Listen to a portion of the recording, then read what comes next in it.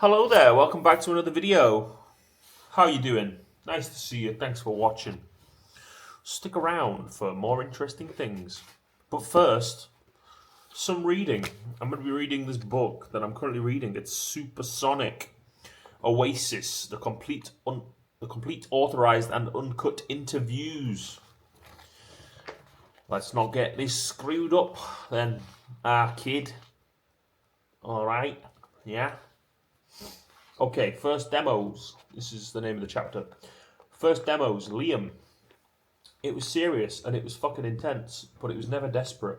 It was never ever desperate. We just knew it would happen, and we never licked arse, and we never begged. We were never running around banging people's doors down going, please give us a deal, or please listen to us. No, the original demo tape, which is the one we gave to Alan McGee, we did that in the Real People's practice room. I was on tour with Inspiral Carpets, and the Real People were supporting them, a band from the arse end of the 80s who I really fucking love and still like to this day. Typical Scousers, two brothers, Tony and Chris Griffiths. Headcases, brilliant. Just talk shit all night, brilliant, brilliant, bullshit all night. Me and Liam love them. I got to know them on that tour, and then when that tour finished, the Real People came to Manchester and did a gig at the Boardwalk where we were rehearsing, and we all went down to see them. Then we all went back to my flat in India House on Whitworth Street, and there were guitars out and boozing and smoking weed and all that. They said that they had this 8-track recorder in their practice room in Liverpool. So off we went and recorded what became the famous demo with the Union Jack at the front. The demo tape that became sought after, the Holy Grail demo tape. Liam, yeah, I can't remember much about that. There was acid involved, lots of weed going back and forth, it was great. They were out there, man. They were top musicians, definitely. They were miles better than us. They were great players and they were great songwriters. Noel, we had some great times. We were doing acid and just sitting up till all hours talking about music, and they were happy days. We ended up driving over every few days to record Rock and Roll Star, Columbia, and Bring It On Down. We did about 10 or 12 songs and we got to know them quite well. I loved them. I loved being there and hanging out in their rehearsal room. They had a real enthusiasm not only for music but for our music. We were doing Columbia as an instrumental, and I think either Tony or Chris said, that is a boss tune, that mate. Why don't you write some words for it? It is still a bone of contention to this day as to who wrote that. I definitely wrote most of the words. I think Liam wrote a line or two, but as we were all tripping that the night we did it, Liam, we were up all night, and I wouldn't like to say what it was like, but it was pretty out there. I remember everyone was playing, and I remember waking up with fucking blisters on my fingers, and I was going, what the fuck is all that? I'd been on the drum kit all night, just tripping my head off. So I don't remember doing much of the singing or recording it, to be fair, or the writing, but I knew who'd written it. No, we had 10 copies pressed up and gave them all away to our friends. Didn't send them to any record labels. We only went to one record label, and that was Factory. And we went to see Phil Sachs, who was head of A&R, because we had this demo tape, and that's what you do. It was shit. It wasn't any of the stuff that became the most famous songs.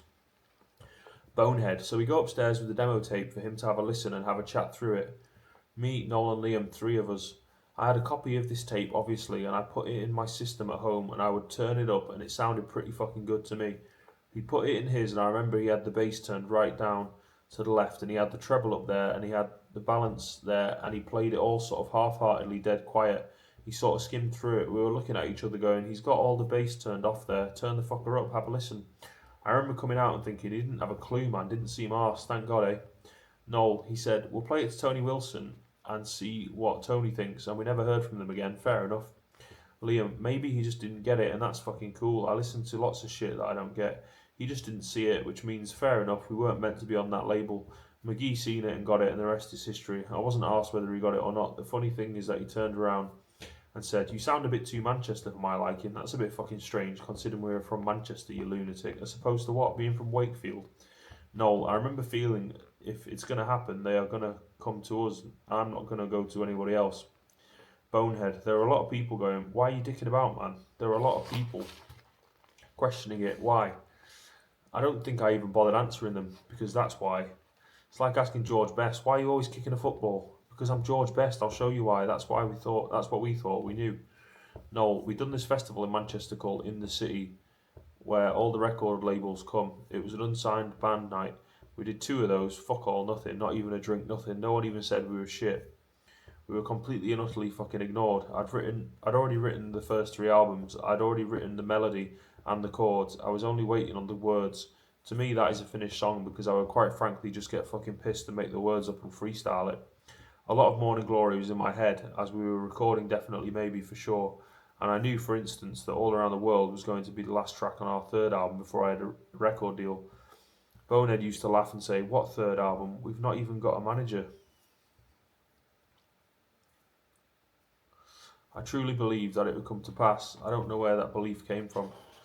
Liam: I weren't the best singer, Noel weren't the best guitar player, Bonehead weren't the best guitar player, but we had Spirit Man, and what was lacking massively at that point in music. I kind of knew, to be honest, and I know people think you're just being big-headed, but I had a feeling it would happen, man. Just because if you want something so much, you know, it happens. I fucking wanted it, man, and I wanted it for the right reasons. I actually fucking needed it. It was like, this shit has to happen, and I don't know what the consequences would have been without it happening. That's how much it had to happen. It needed to happen, because if it didn't happen, then the world would be black. That's how mad it was. King Tuts. Noel: no one in the outside world is taking a fucking blind bit of notice. We didn't have one single paragraph written about us ever. Then we met McGee, and of course, this is the guy who signed Primal Scream, Jesus and Mary Chain, Teenage Fan Club and all that, and he's coming up to you and offering you a record deal saying, "This is fucking great, you're fucking great." It is like, thank you very much. I know, I thought as much. We were sharing a rehearsal room with an all-girl band called Sister Lovers. There is no need to Google it, they didn't go anywhere. I'm not even sure whether they put any records out. Unbeknown to us, one of the girls in the band, Debbie Turner, God bless Debbie, was an ex-girlfriend of Alan McGee. We were asking them what they were up to, and they're saying, we're going up to Glasgow to do this gig. We'd never heard of King Tut's Wow Wow Hut. What a stupid name for a place anyway. Debbie Turner: I think I was probably being quite cocky actually, saying, "No, we're playing in Glasgow. For an unsigned band to get a gig outside of Manchester was like playing Glastonbury." "Noel," she said, "why don't you come with us, be on the bill?" We were like, "Yes, fucking Glasgow, let's do it." Liam: "How the fuck have you got a gig and not us?" She said, "Oh, we know this band, why don't you just gig along with it?" We were thinking, we'll get there and they will tell us to fuck off. Coyly: "Noel decides we're going to do this the proper way. We're not driving up, we're going to get a fucking driver and a bus." "Noel, we kind of got a few head cases together. If we all put in 25 quid, we can hire a splitter van and get up there. Kip in the van, do the gig, get back, fucking Friday night, yeah, let's do it." I remember it was a gold van, which I thought was amazing. Liam: "Beautiful day, smoking weed, all the nonsense, drinking. One of them days where you just go, it's fucking going to be the day today. Maybe it was the drugs or something." Noel: "We get there really early, of course, and we go to the gig before anyone's turned up and said we were Oasis from Manchester, we come to play tonight. The guy said, 'Liam, never fucking heard of you, you're not down.' Noel: we said, yeah, it's alright, we're with Debbie,' and he's like, 'Liam, fuck you, you're not fucking booked.'" Noel: "Turns out Debbie and Sister Lovers are supporting this band called 18 Wheeler that McGee had either signed or was about to sign, so it wasn't even their gig. Why the fuck they were even inviting us up is, well, who knows. There is this story that we threatened to smash the gaff up and all that. That's bollocks. If anybody's fucking been to a nightclub in Glasgow, you don't go throwing your weight around up there and live to tell the tale."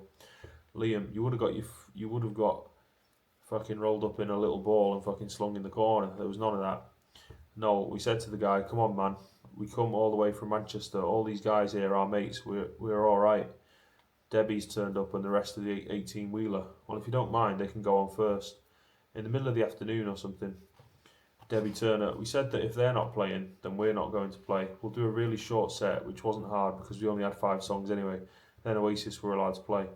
No, so we got to do 4 songs. We used to finish with "I Am the Walrus," and we never really worked out an ending. So what Liam used to do is he'd finish the Cuckoo Cuckoo bit and he'd walk off. Then I would go around it maybe 3 or 4 times with the band and think, fuck it, I don't know how to finish it. So I would leave the guitar feeding back and I would walk off and leave. Then we would go and stand on the dance floor, watch them and take the piss, and where circumstances would allow it, start slinging shit out of the dressing room like bags of crisps and oranges and apples. Some nights that song used to go on for ages because the 3 of them didn't have a clue how to fucking end it. People thought this was performance art going on, but invariably it would be a shit ending. At King Tut's, I think there was loads of feedback, a smattering of applause. Coyly: "The set is very, very short. They squeezed us on. Very grateful because all we want to do is go and play King Tut's. That's fucking big time at that level. King Tut's a very famous little gig in its own right. So the gig finishes, I walk over to the bar and order a drink, and I swung my head to me right, and fucking Alan McGee. So we walk upstairs and I introduce them. Bonehead. I was well aware of who Alan McGee was. I loved the Mary Chain, loved Primals, was a big fan, so I knew who he was. Didn't know he was in the audience. Alan McGee.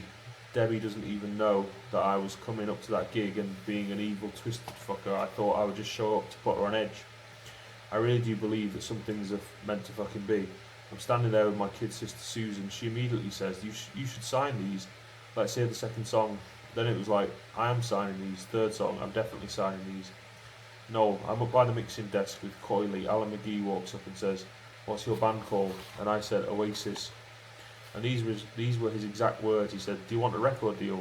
Who with? Creation Records. We kind of went back that night. I don't remember anybody high-fiving in the back of the van thinking, yeah, this is it. I don't remember us being nonchalant about it either. We were going back to Manchester and getting into where I was living at 6 o'clock in the morning. My then Mrs. Louise was getting ready to go to work. I said, Creation Records have offered us a record deal. And she started crying. I was like, fucking hell, I expected a bit more than that. She knew then that, that was going to be the end of us. Coily, for me, says it all about Alan McGee. Morning. He knew immediately. There was no negotiation to be done, no fucking about, and he just come and said, I want to sign you just like that. No, I often think what would have happened if he'd have not been there that night. The arrogant side of me thinks we would have definitely got a record deal and changed the fucking world and blah blah blah because the songs were too good. But really, if it had been someone else, I don't know. Creation, no. I phoned around a few people in Manchester who knew Alan McGee and said, is he liable to be in any way fucking serious? And they were saying, run that back, what did he say? I said, he came up to me at a gig and he's offered me a record deal. They went, well, yeah, he's, yeah, fucking hell, if that's what he said, then yeah. It just felt a bit too good to be true. You've got the head of the coolest record label in England saying, do you want a record deal? Not send us a demo and I'll speak to my boss. Yes, please, right, it's done. It's a bit like, really, fucking hell. I don't think he was that pissed. He did have white jeans on though, so he obviously was taking something. I guess I called Creation, come down and you can meet everybody. And I'm going, how are we going to get there? Go to window number 5 at Piccadilly Station, your tickets will be waiting for you. Fuck off, I'm not fucking having this. Going to Piccadilly Station, we're coming to pick our tickets up. What name is it? Gallagher, here they are. Wow, train tickets, fucking hell, it's the real deal there. Me, Bonehead and Liam getting on the train and going down there, getting to where the offices were in Hackney, and being quite underwhelmed by this shit old office that we got to. I don't know what I was expecting, but I wasn't expecting it to be a fucking toilet. I'd been to Mute Records, who Inspirals were signed for, and they were in West London and it looked like a record company's offices. It had a car park and a front door. This place was just a door on a fucking high street. It looked like a derelict shop, and Bonehead was going, are you sure this is the right place? Then Liam and Bonehead are saying to me, you do the talking because you know that what you're fucking going on about. I suppose I knew all the terminology. I could meet with the manager and not feel out of place. I guess the rest of the boys in the band left it all up to me. Bonehead, it was rough, it was horrible, didn't like it. I think in my mind, anyway, a record company is going to be like this huge building, massive glass doors with palm trees and reception and polished floors with efficient people running around, being busy record company people with a girl at reception like, hello Creation Records, how can I help you? Like that's a record company, fuck off. We opened these doors and it was all these women sewing and knitting and doing whatever in a sweatshop. It was like, fuck, this isn't a record company. You know what? I thought we were being taken for a ride. I thought it well worth his while to shell out 120 quid of free train tickets just to sit on a roof with a pair of binoculars watching us pissing himself, going dickheads. But there was a staircase like that and a little sign, Creation, and we were like, it's got to be up here. No, inside the front door of Creation was scrawled on the wall in big felt pen letters, Northern Ignorance. It was in massive letters scrawled in felt pen, and I thought it was fucking brilliant. As soon as I'd seen that, I thought, I fucking love it here. I feel comfortable here already. Liam, there was loads of people, loads of like record business types, but not like the knobs that are in it today. Just cool people. I can't remember any of the names and that, but just cool people just doing the business. No, the first person that we bump into is Tim Abbott, and he had a mullet and really strange clothes on. His brother Chris was running the dance music side of things for Creation, and Tim had his own little corner in the office. It was Tim that had written Northern Ignorance on the wall. McGee had an office downstairs called The Bunker, and on his desk he had this sign that said President of Pop. I remember it being very laid back. Someone sent out to the pub for some booze, and we just sat in the office for quite a while just talking about music. Liam, who is this fucking dude? Willy Wonka a fucking creation? He looked like Gene Wilder. He had a bit of a weird head, curly hair and ginger. Tim was like a David Essex lookalike. This is fucking Willy Wonka and David Essex, and I'm stoned out of my head thinking, yeah, let's fucking sign to these fuckers. No, McGee just got it. What can you say when the head of the record label, the guy that owns it, is offering you a record deal and he's into it and you become friends and fucking drug buddies and all that? That's it. What more do you want out of life? There's nothing else a record company can give you. We didn't know it then, but he was the last of a dying breed in the music business. Never got involved in anything other than making sure you had everything you wanted to go and do the records. He would come down and say, this is fucking great. Alan McGee was brilliant. He's up there, one of the most important people in my life that's made a fucking real difference. Being on Creation is as important as Oasis being from Manchester, I feel. Major record labels are now set up for commerce and not for the art. It's all about the numbers and hits on YouTube and all that. Liam, I was impressed. Not that I would have known what another label was like. McGee was top, really enthusiastic about music and about us and just buzzing off the vibes, you know what I mean? Bonehead, I think if we did go into the big glass building with the palm trees and the receptionist and the guy manning the lift and the fella behind the big leather chair, I'd come out thinking, fuck, do I really want to do this? I don't like this music business, record company office thing, but I came out of there and I was like, really like them, cool people. Absolutely. I do remember the feeling. What was a record deal? Do you want a record deal? Fucking right I do. What's one of them? What happens? What do you do next? Don't know. I never had one. I didn't have a clue what it was. It was just like, yeah, fucking great. No, this is what happened. It was that straightforward. There was no doing the dance and all that. In any case, I would have signed to Creation for nothing, you know. I gave them my word and that was it. The fact that I never asked for a record deal or I never asked to be in this band has served me well down the years. Do you know what I mean? Because hey man, you fucking asked me when the shit was hitting the fan with Creation. I would say you asked me to be on your record label, not the other fucking way around. Peggy, I remember the day Liam came back and told me that he had the record deal with Alan McGee. They come up here and said, we got a record deal, ma'am. And of course I thought, this is great. They'll get a bit of money and maybe buy a house. I never really thought it would go the way it did go. All Liam wanted was new clothes, and then it went haywire.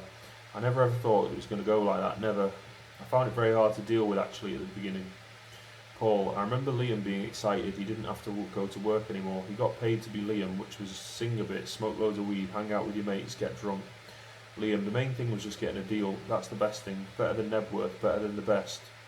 When people go, what's the best thing about Oasis? It was just having someone have the faith in us and letting us show them what we could do, getting that chance to record our album, those songs, because we knew we weren't going to fuck it up. Peggy, my mum was fucking fearless. Liam, mum was an angel, still is. My mum's cool. She's the coolest woman that's ever walked this fucking planet in my eyes.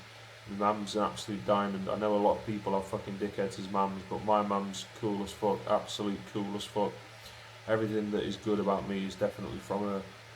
Peggy, I'm one of 11. There are 7 girls and 4 boys. We were the poorest of the poor, you could say. We had nothing, but we were happy enough. School was about a mile.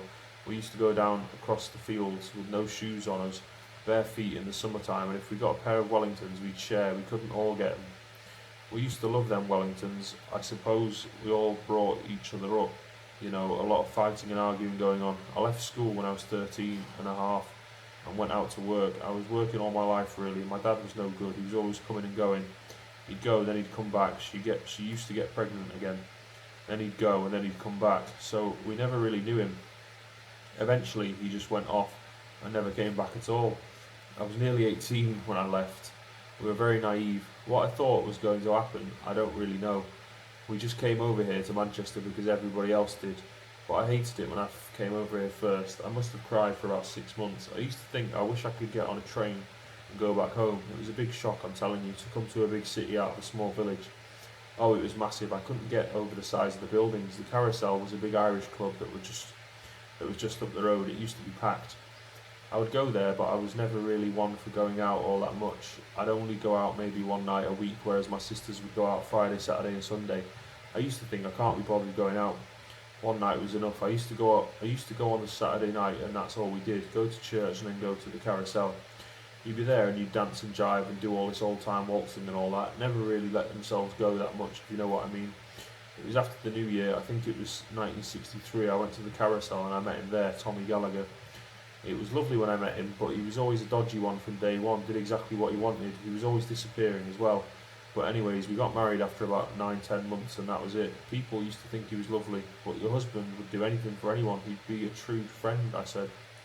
Yeah, but you don't know what he's done in the house. That's why I always said street angel and the house devil.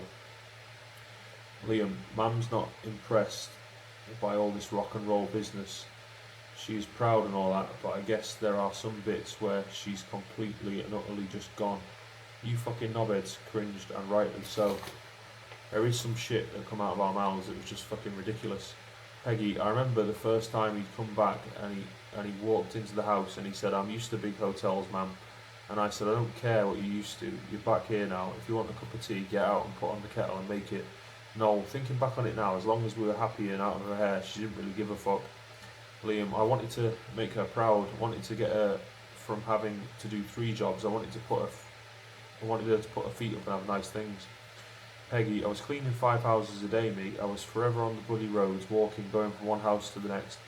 Then I worked in an old people's home for 2 years. I used to be shattered. I used to get up in the morning, clean, tidy up everything here, and go out and clean maybe 2 houses in the day, then go on at night time and work all night. Liam, at this point we still weren't making any money, and so she was like, you're still fucking scrounging off me, you little shit. I don't give a shit what band you're in. When are you gonna start fucking paying me some rent?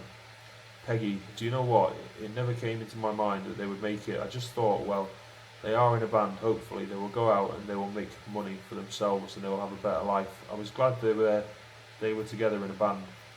I would not have wanted Liam in a band without Noel, and I wouldn't have wanted Noel in a band without Liam. I always thought when they started out, so as long as the two of them are together, I didn't need to worry as much.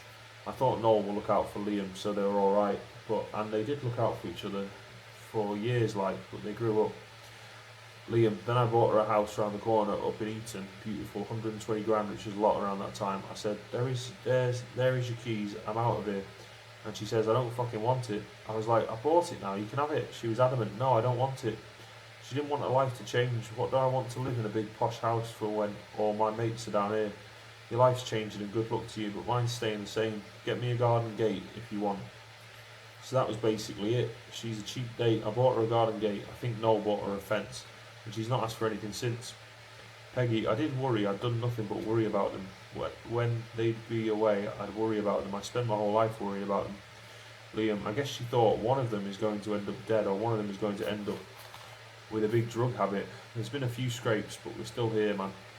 I've still got my fucking head screwed completely on. I'm not a casualty and I never will be. There are a lot of dickheads out there going, oh yeah, I'm going to get fucked up in the first year. Well, good luck to you, mate. I was fucked up at 15 before I even heard a note of music. I didn't join a band to be a casualty. I speak to my mum 3 or 4 times a day, so I'd be always reassuring her. She could hear in my voice that I wasn't turning into a fucking idiot. She'd get it. I think she's just going, Jesus, I wish they'd never joined that bloody band because of the shit. But she's well fucking into it. She fucking loves it. Peggy, never in a million years did I think that they were going to be as big as what they were. Enter Marcus. Noel, Alan had handed me a list of managers that he knew, and at the top of that list was Marcus Russell. Funnily enough, I'd just become friends with Johnny Marr, and he was Johnny's manager. I didn't know any of this. Johnny just said he's a straight up guy and fucking great, that was it. Liam, when we met Marcus, I was impressed. With every other person that we'd met, they were a bit fucking tin pot, fucking 2 bob, you know what I mean? This geezer had a Beamer. I was impressed with his car, so I thought, if he's got a fucking motor like that and he manages Johnny Marr, he's got to know what he's doing. No, when we got back to Manchester and I was speaking to Marcus, I told him we'd already got an offer of a record deal. I think he initially said, hang on a minute, you don't just take the fucking first record deal that you can get. But I'd already given McGee my word and I wanted to be on Creation, not because of Creation Records, but because of Alan. The way that they loved us and they loved our music and they got it and they got us. Where the businessman thing came from is fucking beyond me. I sat back into a life of chemicals and fucking expensive champagne after that, thank you very much. Liam, I never really got involved with what we were signed for and whatever. You don't think like that, do you? I was thinking about the bigger picture, man. I mean, a contract didn't mean jack shit. If you were thinking about contracts at 19, then there was something fucking wrong with you. I don't think I ever signed a contract with anyone. It was like, look, you fuck me over and I'll burn your fucking house down. And I still will to this day. That contract still fucking stands. Bonehead, there was no contracts, no lawyers, no nothing from Marcus. That is the way Marcus worked, which was old school. It was really cool. probably stupid. You would be advised not to, but yeah, yeah, right. I will be your manager. Spit on his hand, shake your hand. It was done on a handshake. Cool by us. No, there has been this misconception that I'm some character walking around with a clipboard with a graph, a pie chart, fucking spreadsheets, while Liam in this cage is this caged panther. Our both selector puppets summed it up perfectly. Liam was this dribbling while I was this posh guy going, oh hello, fucking hell, dreadful. What's the merch score?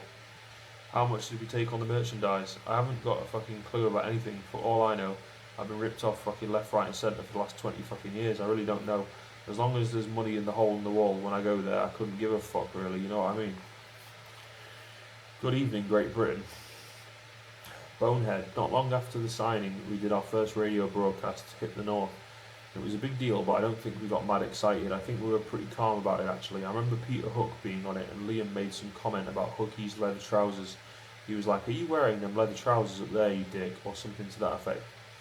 No, the story goes that it was Mark Ratcliffe's show, and he fucking hated us like most people in Manchester did. He was away for a week, so Peter Hook stood in for him with Mark Riley. They liked us, so they got us on while he was away.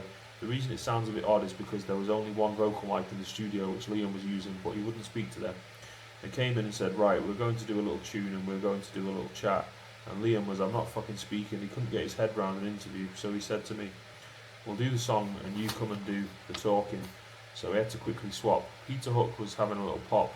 Him in leather trousers, fucking hell mate, come on, it's the 90s. Liam, being on the radio, it was fucking good, yeah. It was like, we're fucking on the radio. Who wants it? I remember telling him, putting him in his place, yeah. He was saying something about, you're banned from my club. And I was like, it was like, look, I don't fucking go in it anyway. He obviously thought that everyone in Manchester was in his club, and I'm sure they were, but I wasn't. Bonehead, we played a blinder.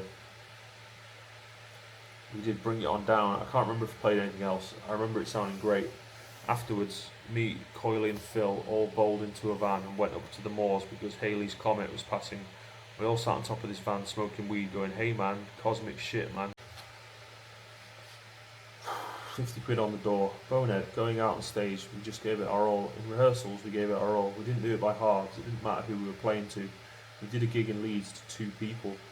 No, we had a gig booked at one of the nights in the city, and maybe 2 nights before that we did a warm-up for it in Leeds at the Duchess of York. We sound checked in the afternoon. The guy came in and said, how much do you want to charge for this gig tonight? Liam, we were like, what are you on about? And he's going, how much do you want to put outside? Fucking joking. We said 50 quid to come and see us. No, so we played the gig to a barman who was just cleaning glasses. I think towards the end a boy and a girl might have come in and we were just fucking snogging on. And we're just fucking snogging on one of the benches as we were bravely going through Live Forever. Bonehead, the only applause we were getting were off the bar staff who were just sat there chewing their nails watching us. Liam, between songs you could hear the bar lady just squeaking the fucking glasses, but we were mega man. Every gig we did at that time was like we were fucking steaming it, man. A couple of months later, I guess, we were selling places out. Bonehead, I remember breaking a string on Rock and Roll Star and fixing it dead quick as if there was a crowd there. There was nobody, but we played the blinder, we played it like we meant it, you know, top gig as well, it was brilliant, one of the best. No, we went back there 6 months later to play, couldn't even get onto the street, it was fucking bedlam. Bonehead, it was like, oh god, we're going back to that venue again, we're doing Duchess of York again. I remember we did the sound check sitting in the dressing room looking out the window, it's just like, fucking hell. The door was directly below and there was just a queue of people coming out at the front, turning left, going right down the street and round the corner. Alright, I've had a good bit of a read. I'm going to show you what I've been doing recently. Recently, I've been taking a glass like this, taking some lemon juice like this, filling that up with a little squirt like that, and then just topping the rest up with water.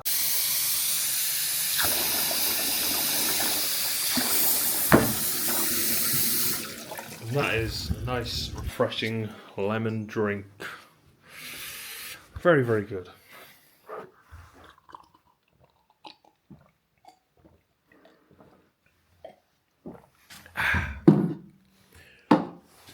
Good stuff, eh? The Supersonic book by Oasis is not a bad read so far. I quite like the interview style. I've gotten used to it. This book has made me laugh a few times so far.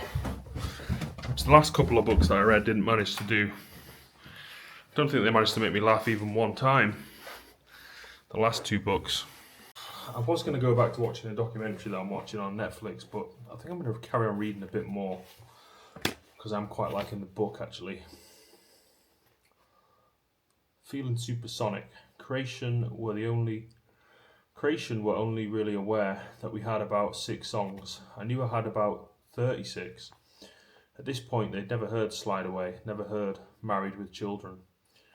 They had never heard Shaker Maker. I'm not the kind of person that would sit in a dressing room and sing fucking 50 songs in a row. That's fucking boring to me. Let's wait till we record them. So they never knew that What Definitely Maybe would eventually sound like, even though I did. Hang on a second. I don't think I know what Married with Children sounds like by Oasis. So I'm going to listen to that. Okay, I do know that song. I just didn't know the name of it. I think I'm going to do some more karaoke. I definitely want to do it again. With someone else. Because it was really fun doing that yesterday. I didn't vlog it. But that was what we did. We did some karaoke together when I was chilling. Bermondsey Beer Mile. Kate and William pull pints behind the bar.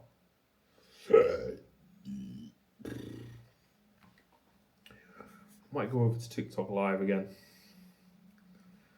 and see what's going on there. I've been reading books on TikTok Live recently, and I've been getting some views and stuff. I mean, it sounds weird now for me to say it, thinking about it. Like getting views, it's like if you walk around in public and like people see you, that's like the same as going on TikTok Live and people see you. It's not really such like a big thing, is it? Like, oh wow, I got some views. Like, wow. Yeah, I don't think it really matters all that much. Just like I don't think it really matters all that much that people can see me in public. As if that means anything. What does that mean? Do you know? It's 2 p.m. I just woke up. Good dreams, good sleep. Again, disappointed that I got up so late. I don't think I got to sleep until 4 a.m. So I guess that means I got 10 hours sleep. Which is not unreasonable, I suppose. There was nothing I had to get up for. I think what I was disappointed about is that I had this idea that I was going to stay up until 5 and then go get on the train and go into Manchester. Well, that didn't happen. Oh well, I guess no big deal. Now, I better just embrace what has happened, accept it, and now try and have a good day today. First things first, I've got to get rid of this bowl. Take this thing, put it in the sink, and then I need to do what I always do. Just turn the kettle on.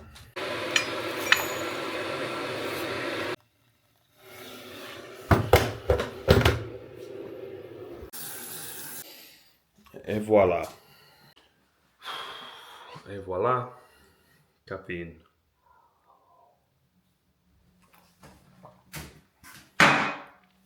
Le café. I think I'm once again going to have to go out because the weather is so nice. I really don't want to though. I'm so tired of going out around here. But then what am I supposed to do? Not progress, not move forwards with life. I have to move forwards with life. Even if it's going in a direction that I'm trepidatious about. I might just do what I sometimes do, which is avoid going so close to home and just go a bit further afield. Costs a little bit more money, but I think it's worth it. I've got two options. The two options are either get a bus or get a train. Now, the difference between getting a bus and getting a train is the bus will cost £2 there, £2 back. Oh no, it's changed.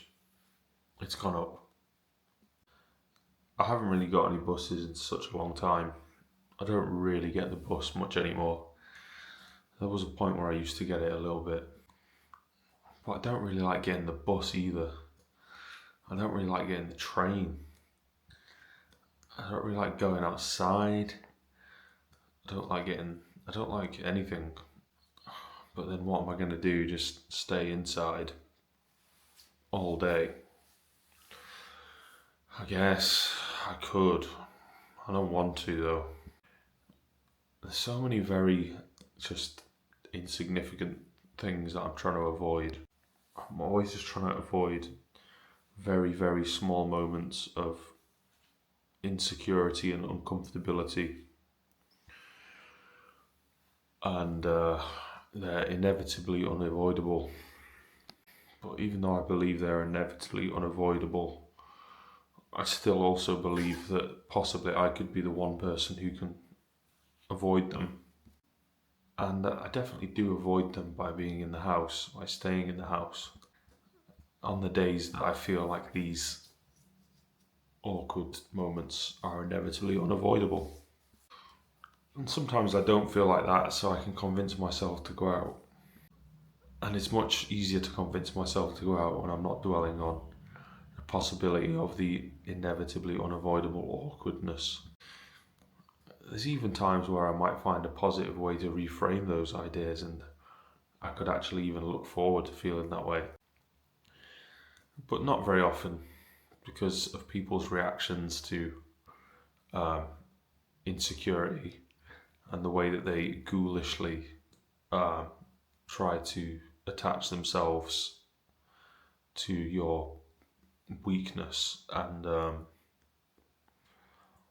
you use it as a moment of I don't know what the word is. There are people that ghoulishly relish in the delight of seeing another person in a state of vulnerability or insecurity.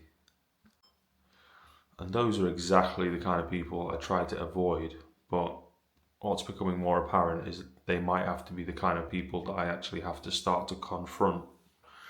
And that's part of what I don't like either. I don't want to have to confront anybody. Anyway, toilet rant over. Coffee number 1 finished. I've got to go get my second coffee to get me going.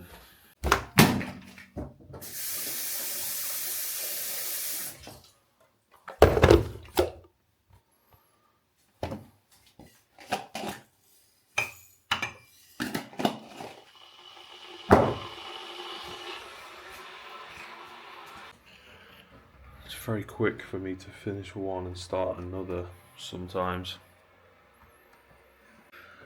What I know is definitely a safe bet is staying in and reading my book to my vlog camera. So I might do that instead of having to go out and deal with the ghouls. I'll do it for a bit anyway. I can always go out a bit later on. I've only just woke up. There's not usually a rush to get out when I first wake up. I usually give myself a little time to wake up. I'm reading this Supersonic. Nice segue, eh? Feeling supersonic. No, Creation were only really aware that we had about 6 songs. I knew I had about 36. At this point, they'd never heard Slide Away, never heard Married with Children, they'd never heard Shaker Maker. I'm not the kind of person that would sit in a dressing room and sing fucking 50 songs in a row. That's fucking boring to me. Let's wait till we record them. So they never knew what Definitely Maybe would eventually sound like, even though I did. He always had more, he always had tunes coming, but they were like planes. You gotta wait for the fuck of the land. My vision was like when those planes go round and round above Heathrow Airport, you've got to land one of them first for the others to land. Otherwise, it all just becomes silly. You can't land them all at once. No. When somebody at Creation said they were going to put out Columbia as a one-sided 12-inch white label, great. Then Radio 1 put it on the playlist, and I remember being a little bit horrified, thinking, oh no, that is the first thing anyone's going to associate with us. It sounded a bit tinny, there's no bass on it, and it was clearly fucking recorded on an 8-track. At the same time thinking, we are on the radio, they've said the name Oasis from Manchester. No. So we got to the point where we've signed the record deal, Columbia has been played on the radio, it's now time to record a single. This is what's great about Creation Records, they just gave us some money, they didn't give us a producer or anything, they just booked us a studio. We thought we would do it in Liverpool because if we were in Manchester it would be fucking chaos at the studio. So we'll do it in Liverpool at a place called the Pink Museum. McGee suggested that Bring It On Down should be our first single, and it was like, great, I fucking love that song. It's like the Pistols, like the Stooges, that will do for me. McGee, Bring It On Down for me, it's just punk. You're the outcast, you're the underclass, but you don't care because you're living fast. I just loved it. Liam, that's a tune, mate. That's what Oasis was about before they got caught up in this Beatle web. We were rocking, steaming. It was like the Pistols with melodies. Coily. We were all very inexperienced, and I think we booked in for 2 days. The first day is just horrible, and it gets worse and worse, and the session starts degenerating. No. We couldn't get it right. Whatever we had in our rehearsal room and on stage wasn't translating into the studio. Liam, I don't remember not being happy. It certainly wasn't my vocals. They were rocking. No, it would become apparent that session didn't work because our drummer wasn't the most consistent from one fucking part to the next. Never mind one day to the next. Tony, Bring It On Down just wasn't coming together. The tempo, the speed, I don't know what the fuck was wrong with it. Like, I can't say that I understood why it was chosen. It was out of my hands, really. Noel, I remember thinking, we can't be in the studio for 3 days and go back with nothing.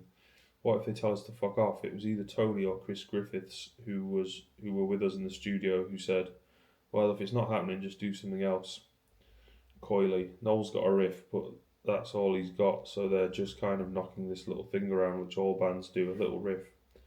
Noel, why I chose to write a new song as opposed to record any of the others off Definitely Maybe is still a little bit of a mystery, because it's quite a mad thing to do. I remember someone sent out for Chinese or fish and chips, or Chinese fish and chips, and I went in the back room, and as bizarre as it sounds, wrote Supersonic in about however long it takes 6 other fucking guys to eat a Chinese meal. It was a brilliant moment in time because I would never be able to do that again. Bonehead, Noel's just sat there with the guitar and he just wrote the music, that will do. And then he wrote the words, any old fucking words, and he came back in the room with us with his guitar and he said, look, I've just written another song. He started singing it and we nailed it and mixed it that night rapid because that's what we'd been doing every night in the boardwalk, you know. And it sounded massive, absolutely massive. Noel, we all stood in the same room and it was like, well, this is how it goes. It's really slow because we were all in the same room looking at each other, nodding for the changes. We could never get it that slow playing it live. We recorded it and mixed it in that night, and I've got to say, listening to it on the way home on the cassette deck in Mark Hoyle's Renault, I thought it was fucking brilliant. As good as Bring It On Down in Columbia, I thought it was fucking great. Tony, it just unfolded within minutes, maybe done.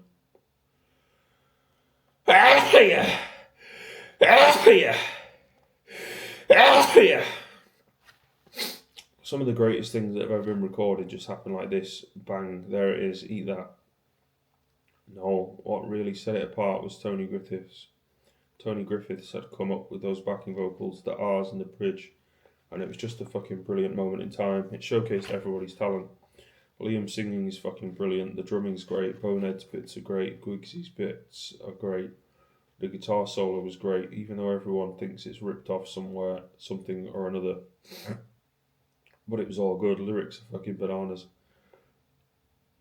Liam, the producer had this big fucking Rottweiler called Elsa, and she would be there all the time, sniffing shit and getting off her tits.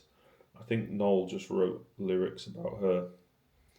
Noel, the way I generally write is the first few lines will form a story, and then it kind of gets confused and muddled up a little bit. Then you might have a line that might be true in the sense that that's what might have happened, but it doesn't work in a song. So you've got to fill in the gaps. But it's the overall thing that matters. It's why when I'm asked about my songwriting, I find it quite difficult to talk about because 90% of every line I've ever written has got some kind of meaning to me. But then you are kind of just filling in gaps with lines that are quite vague but get you to the next place. I'm a songwriter at the end of the day. I'm not writing novels here. I'm not writing reportage. They're pop songs, and a great deal of pop lyrics are fucking nonsense. It's all about the tune, but you do have hit songs from time to time that really get to sum up an experience that you had. Liam, didn't care what they meant, still don't care what they mean. They mean something different to everyone, don't they? So, Noel, one night a girl came up to me and asked if Supersonic was about prostitution. I don't think I've been speechless many times in my life, but that was one. The whole thing about Elsa doing it with the doctor in a helicopter. Elsa's a fucking Rottweiler. It is a fat, stinky dog. She was convinced it was about prostitution. I told her she was right as well. I'd never spoil it for anybody. It's usually lyricists that will tell you that the words are fucking everything. They are not. The words don't mean shit to anybody. It's the melody is what you remember. We all whistle tunes. It's always about the melody, and that's what I do. Roger Waters, for instance, is very fucking willing to tell you what every single line of his songs mean. When I first heard The Wall, I was gone. And then you find out it was all about his dad. Don't fucking tell me that. I'm not fucking interested. I thought it was all about me. I like to think that all my favourite songs are somehow about me, which is why you love them all. I leave it up to people to interpret those songs. When journalists come after the meaning, I always dismiss it and say they don't mean anything. I don't want anybody to know about me and my life, my songs. A great deal of odd lines and even half sentences have real proper relevance to my life and growing up, but it is not something I'm interested in telling you or anyone else because then it spoils it. That is why Oasis was so brilliant, because they were so inclusive. They weren't about anybody on the stage, they were about, if anybody, the people in the crowd, and I think that is why it was so immense, because it appealed to so many people right across the board. The middle classes, the working classes, the toffs, the older generation, the 60s generation, and still kids to this day. There was something magical going on and still is in those tunes. I don't know what it is. Liam, I've never spoke to our kid about what any of them mean because they mean the world to me, but I don't know what. I could ramble on, but I would never do them injustice by just saying something flippant. I can never go, it means this, because they just mean everything. I don't want to know what they're about. That's the beauty of it. Coily. I'm not a big word man, me. I don't really listen to the words, but it's how they make me feel, and if I can feel it, it turns me on. I don't give a fuck what the singer's saying. I'm on it. I'm with you. Noel, I didn't understand what feeling Supersonic meant, but whatever it is, I'm fucking there. I'd die for you right now. That's how I felt about Oasis. Noel, Supersonic was never even remixed. The mix that's on Definitely Maybe is the rough mix from that night. A brilliant moment in time, and if push comes to shove, it's probably still my favourite ever recording because of the flash of inspiration. Something was going on that night, bang, and it was there.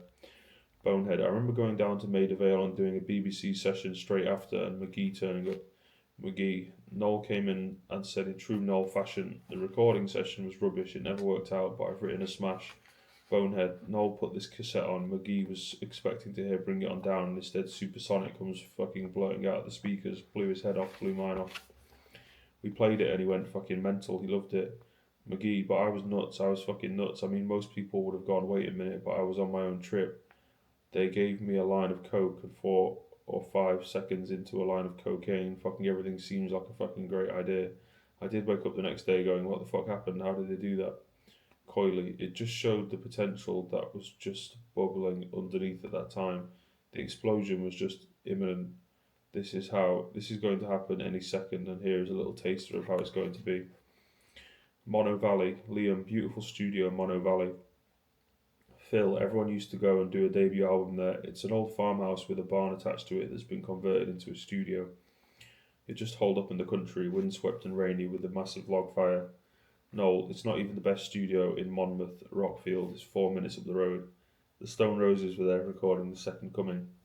Liam, we met them on the high street. I was starstruck by them. Ian Brown had a big beard. He looked like Jesus. He looked cool as fuck. Tony, God, it was a massive adventure, a holiday we'd never had. I just didn't know what to expect. A fantastic place, but quite daunting and nerve-wracking. It's not a demo, we were recording for real, paying thousands of pounds to be here. No, it wasn't the most glamorous place to be, but it was nice. I'd been in recording sessions within Spiral Carpets. I've loaded gear in and out of studios and sat in on their sessions for years. So I'm already a bit underwhelmed by it all. I'm not running around like, yay, we're in the studio. Fucking hell, look at all these tea bags. It's unbelievable, crisps. I just wanted to get cracking. Liam, I'm not having that. He'd set up an amplifier, that's about it. Bonehead, we had never been in a recording studio in our lives. People were putting a lot of faith and money into us, so we just strolled in there like we knew what we were doing. Did we fuck? Didn't have a clue. Everyone was pretty green, but that probably helped it work. No one came in with preconceived ideas. No one came in lauding it. I've done this before, I know what I'm doing. Everyone was winging it to an extent. Noel, Johnny Marr sent down some guitars because I only had one guitar and Bonehead had one guitar. Bonehead, we didn't have that much in the way of equipment because Marcus was managing Johnny Marr. Johnny was really good. I remember going up to Johnny's house in Cheshire with Noel and we went downstairs. He had a studio in the basement and he had a whole collection of guitars. He was just like, take your pick. Noel, he sent down this Les Paul and I took it out of the case and immediately wrote Slide Away on it. Liam, obviously I get a decent room, but they're all playing tricks going, oh look, it's fucking haunted. Bonehead, one day one of the staff casually mentions, so who's sleeping in room number 3? Liam says, that's me, that I'm in room number 3. Alright, you got the haunted one then. We were just like, whoa, what are you on about? A ghost? And she was like, yeah, real ghost, some dark figure's been seen. So Liam, of course, is just shitting it. Liam, I go to bed one night, wake up in the morning, all the furniture is moved round. I've gone downstairs going, look, it must be fucking haunted, I've got to change room. Bonehead, the next night I'm thinking about this ghost thing. By the front door there are loads of fishing rods with hooks and fishing lines, so if you're into that sort of thing, you can go fishing by the river that goes through Mono Valley when you've got a break. I got a load of fishing line off one of these rods and looped it through a little hole in the corner of the Daily Mirror, right in the top right hand corner, put a bit of fishing line through the laces of somebody's pair of trainers as well. Phil, the line went along the picture rail, round the back of the chairs, all around this massive living room, round the back of the TV. Bonehead, everyone else knew about it, but Liam didn't. We were all watching a football or something on TV, and I just started pulling this line. Liam, so we are sitting about that night around the fire, then there was lots of fucking about, and the chandelier tilts, and then a paper goes over. Bonehead, I'm doing the newspaper. I just started pulling it so the page started curling open, held it vertical, and then let the line go so it dropped. Did you fucking see that? Did you see that? And we were like, see what? And he's like, the fucking newspaper just opened and shut. I say, I'm sure it did, it's the wind. And he's saying, no, it did. It can't have done. But you could see him watching it, so I did it again. He's like, it fucking moved again. Then I really tugged it so the whole newspaper just went fuck off across the table. So of course we all jumped up like, whoa. Liam was shitting it because he didn't know anything about it, so he really jumped up. Someone tugged the trainer. So as he headed for the door, a pair of Adidas trainers just scooted across the floor chasing him. He was done. He was off down the fields. See you later, Liam. Noel. Liam is a great believer. For a man that actually has no spiritual content whatsoever, he's a great believer in the spirit world, which I find fascinating. Liam, I don't remember doing much recording, just shitting me pants because it was haunted. Noel, this guy called Dave Batchelor got to produce the first incarnation. That was all my fault. He was the Skid sound engineer and he'd done a festival run with Spiral Carpets 4 or 5 years before. I remember travelling around Europe with him talking about music and punk rock and all that. I thought he was a fucking cool guy. I used to like the Skids and blah blah blah. When it came to who do you want to produce your first album, it was like, I want this guy to do it. Everybody went, what? He's not done anything for fucking, what are you talking about? I was like, no, this guy's going to do it. McGee, Noel was a real road dog. He loved going out on tour. He bonded with the guy and he promised him he could do his album because he promised it. I gave Dave a chance and it was fucking wrong. Noel, I remember it becoming frustrating, but I don't remember entering into it with any sense of trepidation. I remember being pretty relaxed. All we have to do is play. It's fucking easy. I've written all the songs. I've come up with all the parts for everybody. Fucking hell, what else do you want me to do? Make the tea. We had a producer in the room. It's his job to make it sound good. I know what I'm doing. If everyone else knows what they're doing, what could possibly go wrong? Bonehead, I presume that we were going to get in and someone was going to say, right, okay, we're recording. 1, 2, 3, 4, away we go. But it wasn't like that. It was take after take after take. No, we were all in separate booths and it just wasn't fucking happening. Liam, I didn't like that. That did my head in. Felt like you were on the naughty step all the time. We were a good band. We played a lot of gigs and we were tight. I don't think all that doing it separately worked. It should have been done all at the same time. I think that captures the vibe. That's the glue. If you're doing it separately, you're taking away all the glue. Noel, this is where the thing with Tony started. He was good live and all that, but at that very moment of trying to record a fucking album, it was a pain in the fucking arse because he was very inconsistent. Tony, that wasn't a comfortable session. We quickly realised that this isn't the right guy for us. Bonehead, we would go in the control room and listen back, and Dave just wasn't getting it. At some points, it would get pretty tense. Noel, we did one version of the album which we mixed 1,000 times. Trying to replicate the sound that you have is the ongoing battle you have as an artist anyway. The idea of the song diminishes a little bit in the studio because you can never recreate what is in your head. My fucking headspace is massive and the speakers are this big. Every time I go into the studio, I'm trying to get something out that is in my head, and it can become like a dog chasing its tail. Coily, they all knew it was no good. Noel, we went away on tour and the tapes were sent off to be mixed somewhere by someone. You were getting ready to go on stage in a fucking pub in Southampton. You're expecting your manager to turn up with a cassette of the album, and it's like, it's fucking awful. The feedback coming back sound shit. That to me is always the worst thing anyone can ever say about anything. It's shit. Why? Don't know, it just is. That doesn't mean fuck all to me. If you can't articulate what's wrong with it, how are you supposed to put it right next time? It'd be great if someone said it sounds shit because of this, and this is what we've got to do to put it right. Then you just go, right, well, let's do it then. Liam, I'm sure it wasn't quite right, but when you start picking these things, you could fucking twist your head. I guess Noel carried the weight of the band. I was definitely not stressed. I was fucking having the time of my life. Definitely plan B. Noel, this is when the discussion about the sound started. It doesn't sound like you lot live. I would be thinking, I don't know what anybody's going on about here because it fucking sounds like me when I'm stood beside my amp. Every time we would do a track and you'd think, well, it kind of sounds alright to me. McGee or Marcus or Coily would say, doesn't sound like you lot live. And I would be like, what do we fucking sound like live? I don't know, I'm on stage. It just doesn't sound like you lot live. Who does it sound like? Spandau Ballet? McGee, I knew what Oasis should sound like because I'd seen it live and I just knew the performances were wrong. I was at the point of going, let's put the fucking demos out. The demos were brilliant, better than the fucking recordings. We wouldn't have been as big, but on an indie level, we'd have got really big. Noel, we only came to the conclusion that Mark Coyle should go in with the band and record it live by drunken accident one night.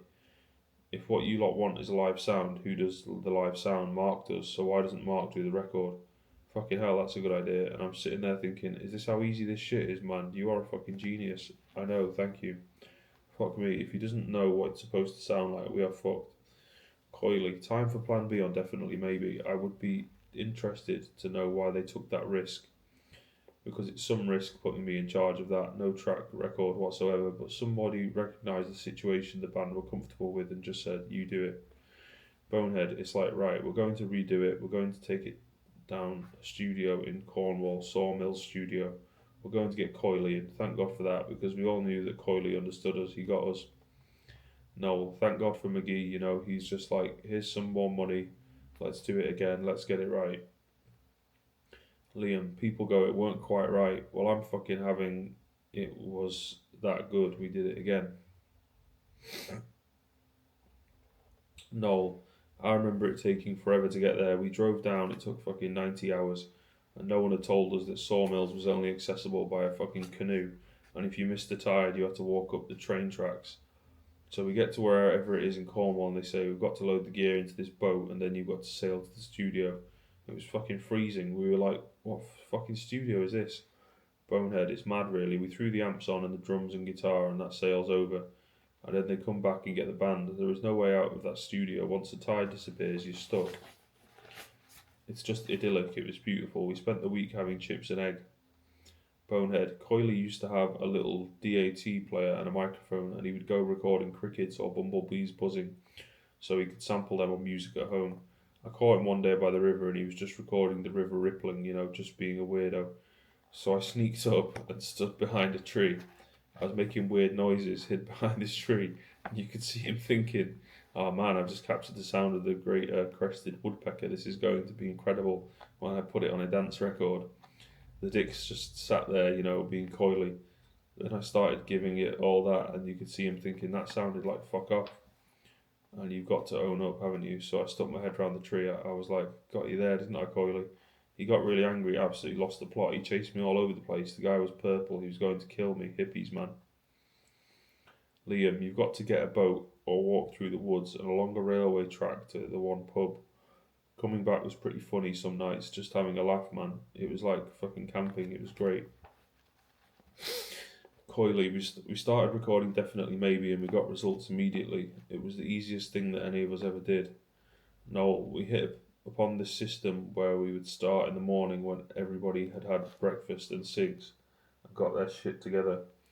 We all stood in the same room with no headphones, just like a rehearsal, and just went through it. We would do 3 takes of each song and then move on. No going into the control room listening back to anything. 3 versions of Rock and Roll Star, tune up. 3 versions of Live Forever, tune up. That's how we used to rehearse. So the vibe was like it used to be in the boardwalk.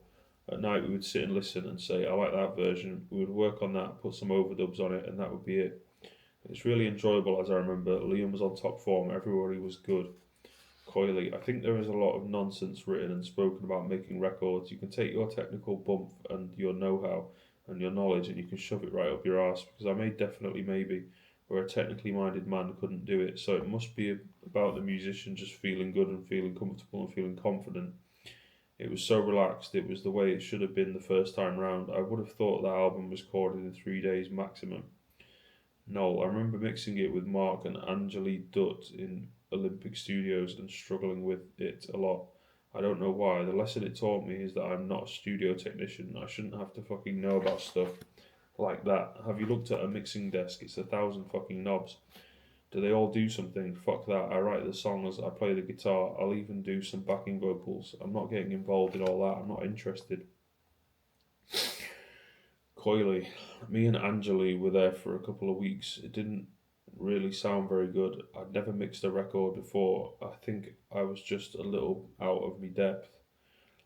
I wish that I'd had more experience because I could have truly made that my own record.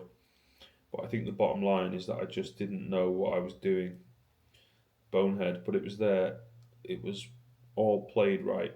That much was obvious. It sounded good, but it didn't sound great.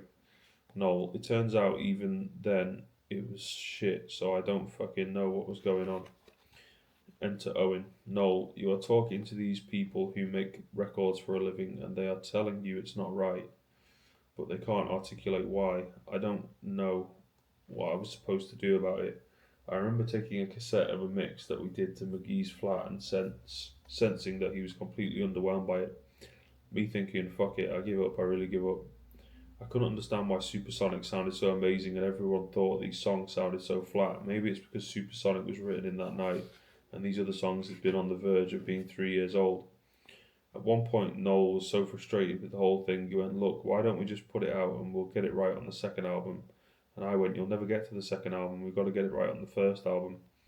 Coily, that record had to be made, whatever cost it was going to be, it would have been made 3 times. Alan McGee knew there was a good record there. We were never put under pressure by creation, ever, once, ever. Alan was such a fucking dude. That record label was never started for commercial reasons, it was for the love of music. I knew we'd spent everything, we'd definitely spent the money that we were given to do it, that was gone. As I remember it, Alan had to go to Sony to get some more money, and because I was signing a publishing deal at the time, I paid for some of it with some of the advance. Bonehead. Alan McGee, a believer, I suppose, an absolute belief in what he does, a visionary. He's the type of person who, if he believes in something, will go out and do it and he won't stop. He will get that thing and he will take it to wherever it goes. He doesn't care if it just goes there and it falls. He'll still believe in it and still love it. Marcus announces that he's going to get Owen Morris to do a mix on spec, and I'm thinking, why? I don't get it. He did one mix, I think it was Rock and Roll Star, and we went, right, he's doing the album. So it was Marcus's relationship with Owen that was the final element in the whole jigsaw puzzle. Owen Morris, I was kind of angry and pissed off at music and the music business, so it was a relief to be given free reign of Oasis. I thought, this is my one crack. They've got a deal, said in the NME. They are on the fucking go. Radio 1 all over them. I might get some more work off of this. And they let me do exactly what I wanted. Liam, mental Welshman, biggest laugh in the world. I loved him. He was fucking off his head, completely off his head. He is trouble, but he was great because I'd be going, I'll do some shit and blame it on him and vice versa. Owen come along and just turned everything fucking up. He kept it simple whereas maybe other people were trying to get a bit flash with it. But Owen come along and went, right, you lot just need to turn the fucking thing up, and that's basically what he did.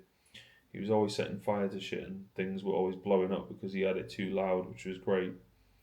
It was fucking great. With Owen, those recordings are the nearest it got to the gigs. Noel, Owen would get really excited and start throwing beer over everyone. He used to get very, very boisterous.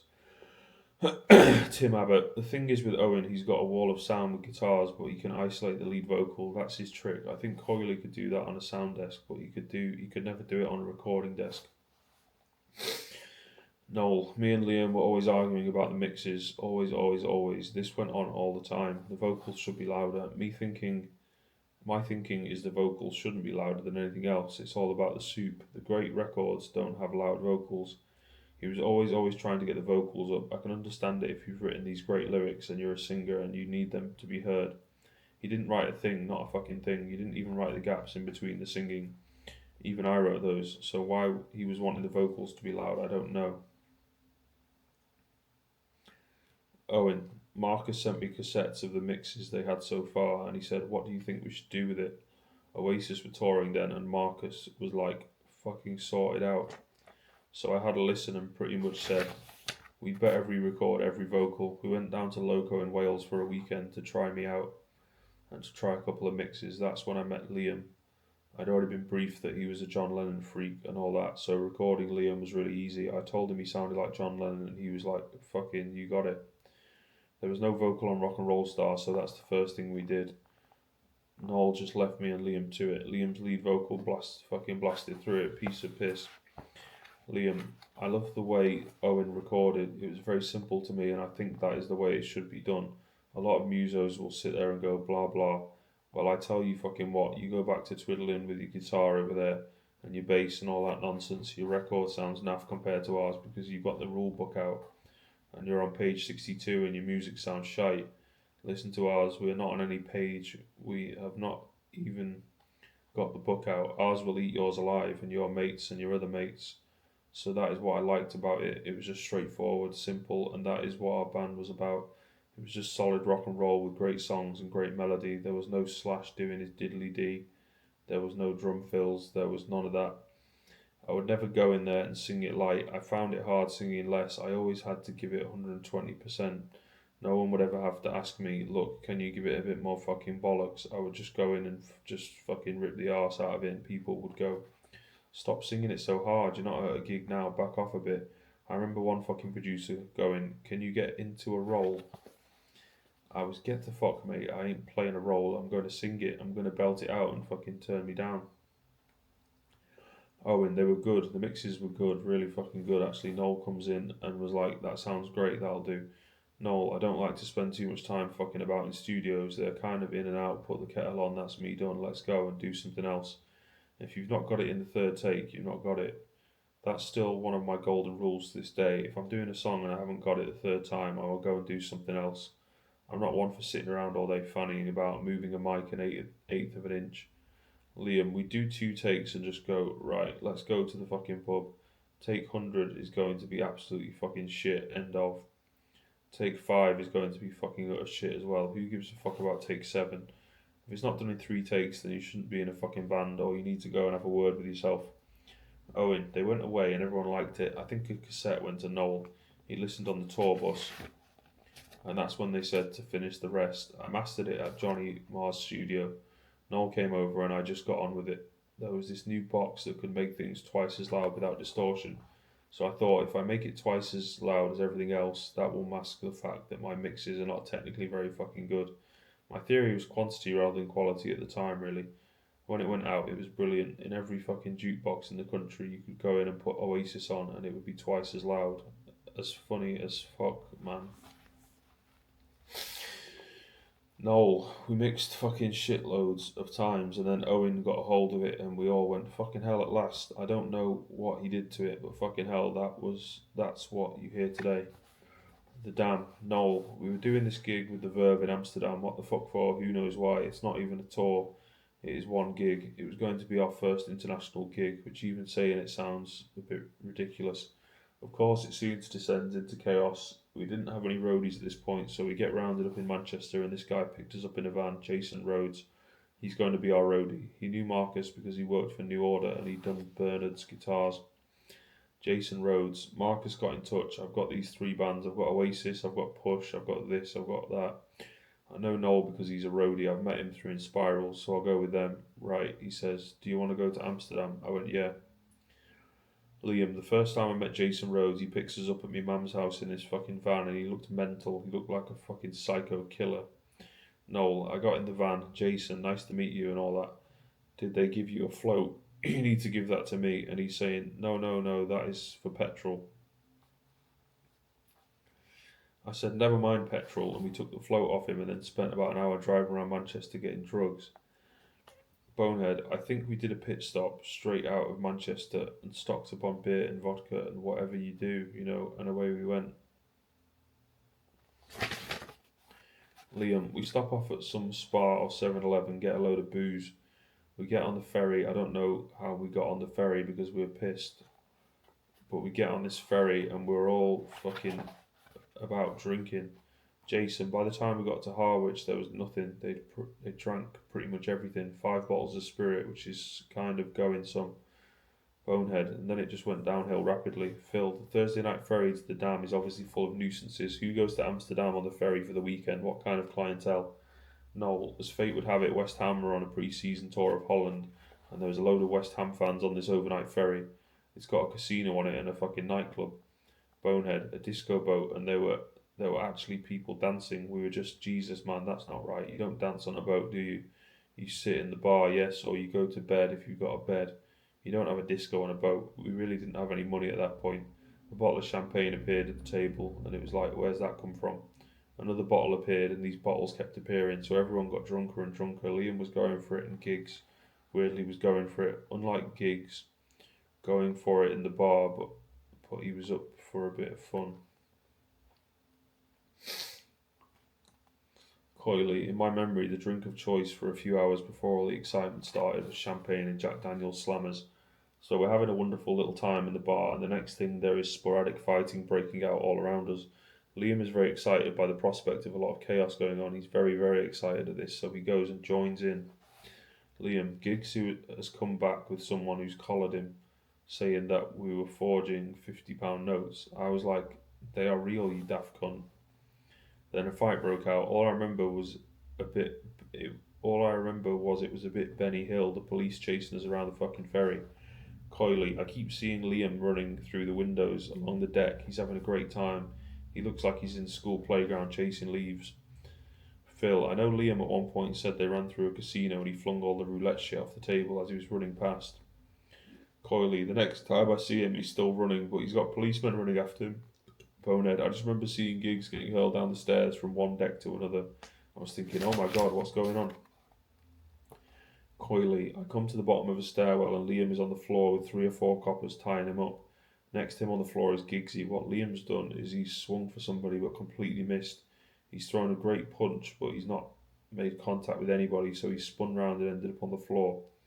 As soon as he went on the floor, the police have got him as well. Liam, someone's punched someone, someone's kicked someone, someone's got nicked, and then we all handcuffed, me and him. Bonehead, I don't know where Noel went. I think he was being professional. He must have got his head down. He must have gone to bed or something. Noel, everyone gets nicked except me. I don't know why I never got nicked. I somehow managed to wangle my way out of it. Liam, our kid's been fucking reading Shakespeare again. He gets away with it. We get to Amsterdam straight off the boat and we're nicked. We're sent down the bottom of the boat into this fucking cell and we had to stay there, a little mattress each. We've been drinking all day, so we were pissing in this bucket and it was going everywhere. It was horrible. Bonehead, I got back to my room, my passport was gone, my shoes have gone, everything had gone. So I reported it and the security are like, yeah, we know your passport has gone, we've taken your passport. Why have you done that? Because you're not going into Amsterdam, you're going to get off this boat and you're going straight home, mate. Why? What have I done with them two downstairs? Jason, so I went round and spoke to the customs or the cops and said, look, I'm kind of missing 4 people. Do you know where they are? They went, oh, yes. They'll all be getting deported, being sent back on the next boat. I'm thinking, shit, that's 4 out of 5 I've lost. We've not even got to bloody Holland yet. I said, look, I need to give them some train fare at least. So he brought them down to this doorway and I gave them 20 quid. Okay, say goodbye to your friends. And this big shutter door came rolling down. I remember seeing everybody bending down, looking underneath it, getting lower and lower, till you could just see their feet, and then they had gone. No, I went to see them in these cell things. It was fucking brilliant. I was saying, don't worry about it. I'll call Marcus when I get to Amsterdam. By the way, have you got anything left on that float? Someone had 100 quid. I said, give us that float. And they said, why? Where are you going? I said, I'm going to Amsterdam for the weekend. Fuck you lot. We went to Amsterdam and turned up at the gig. The Verve played and we got royally shit-faced. Jason, I can remember getting to the hotel and having to ring Marcus and Alan and they're going, you fucking what? You what? Are you joking? Wasn't my fault. What did you want me to do? Fucking slap them on the wrist. It's 10 o'clock. Get to bed, boys. A hell of a start, that, isn't it? That's a great first day at work, that, isn't it? Love it. Bonehead, we just sat in stunned silence. It was just like, what the fuck is going on? What are we going to do? Panic. We were heading back to England. No money, no nothing, no mobile phones. I think Tony had a fiver, so we ate crisps all the way. We didn't even laugh. It was horrible, horrible. Liam ended up at King's Cross with Marcus. There was a load of Americans coming over to see us, and he said, you fucking blown it, you've blown it. He was going, you shouldn't be fucking behaving like that. Who the fuck are you, my fucking dad? This is what happened, and we were in the right. They fucking stitched us up, end of. You weren't there, don't be fucking telling us what it was like and what we should have been doing. We didn't do anything wrong, we were just doing what we were doing. We were trying to just get on with our business. Bonehead, you should have seen the state of us. We looked like you couldn't describe. We were just a mess. I think it was more Marcus panicking about the Japanese record company and the American record company because they haven't got a sense of humour. None of these people are going to find this funny, so he was not happy with us. Everyone's nudging me. Bonehead, ask him if he could borrow us an extra 20 quid so we can get some food. I was like, you can fuck right off. No, you ask him. So Liam had to ask him, could you borrow us 20 quid for some food as well? Liam, this is called life. It happens. People get into scrapes. We didn't plan it like that. Obviously, we would have preferred to get on the boat, have a drink, and not be fucking accused of having dodgy £50 notes. Then we would have got there and done the gig and blown everyone to pieces, but it didn't happen like that. It's happened like this, so that's life. Them fuckers didn't even turn around and go, how are you? Or anything. They were just, you ruined the fucking... Fuck off, you knobheads. I've been sat in the fucking bottom of a boat handcuffed with piss running around for however long it takes to get to Amsterdam and back. You've been sat in your fucking BMW. Bonehead. Marcus was pissed off. McGee, being McGee, thought it was great. He saw that he could say, you know what, this is publicity, this is rock and roll. He was buzzing off it. Noel, this is another reason why I love McGee. I called him and got put through to his office and he said, Noel man, how's it going? I said, are you sitting down? I've got some news. He went, what is it? I said, everyone's been arrested on the fucking boat on the way out last night. And the only word he said was, brilliant. I think within 12 hours he had a photographer from the enemy out there and made a massive deal out of it. It was a funny old night. Liam, I know Noel hated it because he wanted to do his thing, but I didn't think it was a bad thing. I thought, for one, we didn't do anything wrong. For two, they were fucking trying it on. And three, we stood up for ourselves and that's it. Certainly wasn't going to roll over. That's how I'd want my rock and roll stars to act. Stick up for themselves, getting a bit of shenanigans and that's it. Coily, I think Noel was a bit angry, but a bit excited at the same time. I don't think he quite knew what he should be feeling. In retrospect, I think I should have just been taken for exactly what it was, which is a great little rock and roll night out. Back home, before Supersonic came out, we'd done gigs and there were people coming along because they'd read about us in the press, but nobody knew any of the songs, so we were supporting other bands, always playing to this void of an empty dance floor and people stood at the bar. Then on the day that Supersonic came out, bang, the crowd are right there singing those lyrics that you have nonsensically written down at fucking 3 o'clock in the morning about a Rottweiler. We'd had 2 hardcore fucking years of being in that rehearsal room, rehearsing 5 nights a week, fucking going nowhere, and yet all still believing in it. So by the time we got to be presented back to the fucking public, they couldn't tell us anything about us we didn't know. People were saying you're great, and we were like, of course we are, we're fucking brilliant, we've been great for the last 2 years. Liam, I didn't like TV, all the fakeness, I see through all the bullshit, I'm a right cynical bastard. All the do this rehearsal, look into the camera, can you do it again? Can you stop, can you start, telling the audience to move here, all this fussing about. It was a bit like, I don't want you to see that side of it. It was all a bit fucking poncy. Do you want to do makeup? Noel, we never went into a makeup room for years. We were like, makeup? Fucking hell, beneath us. Liam, but when you're on the outside looking in, you think it's great, but when you're there, it's a bit disheartening. I'd rather just do a load of gigs than do these fucking shitty TV shows where it's all a bit smoke and mirrors. Just get us back to the fucking gigs, man. When we were playing live, we were obviously not faking it, so everything just felt good. The minute you had to play the game, I found it hard.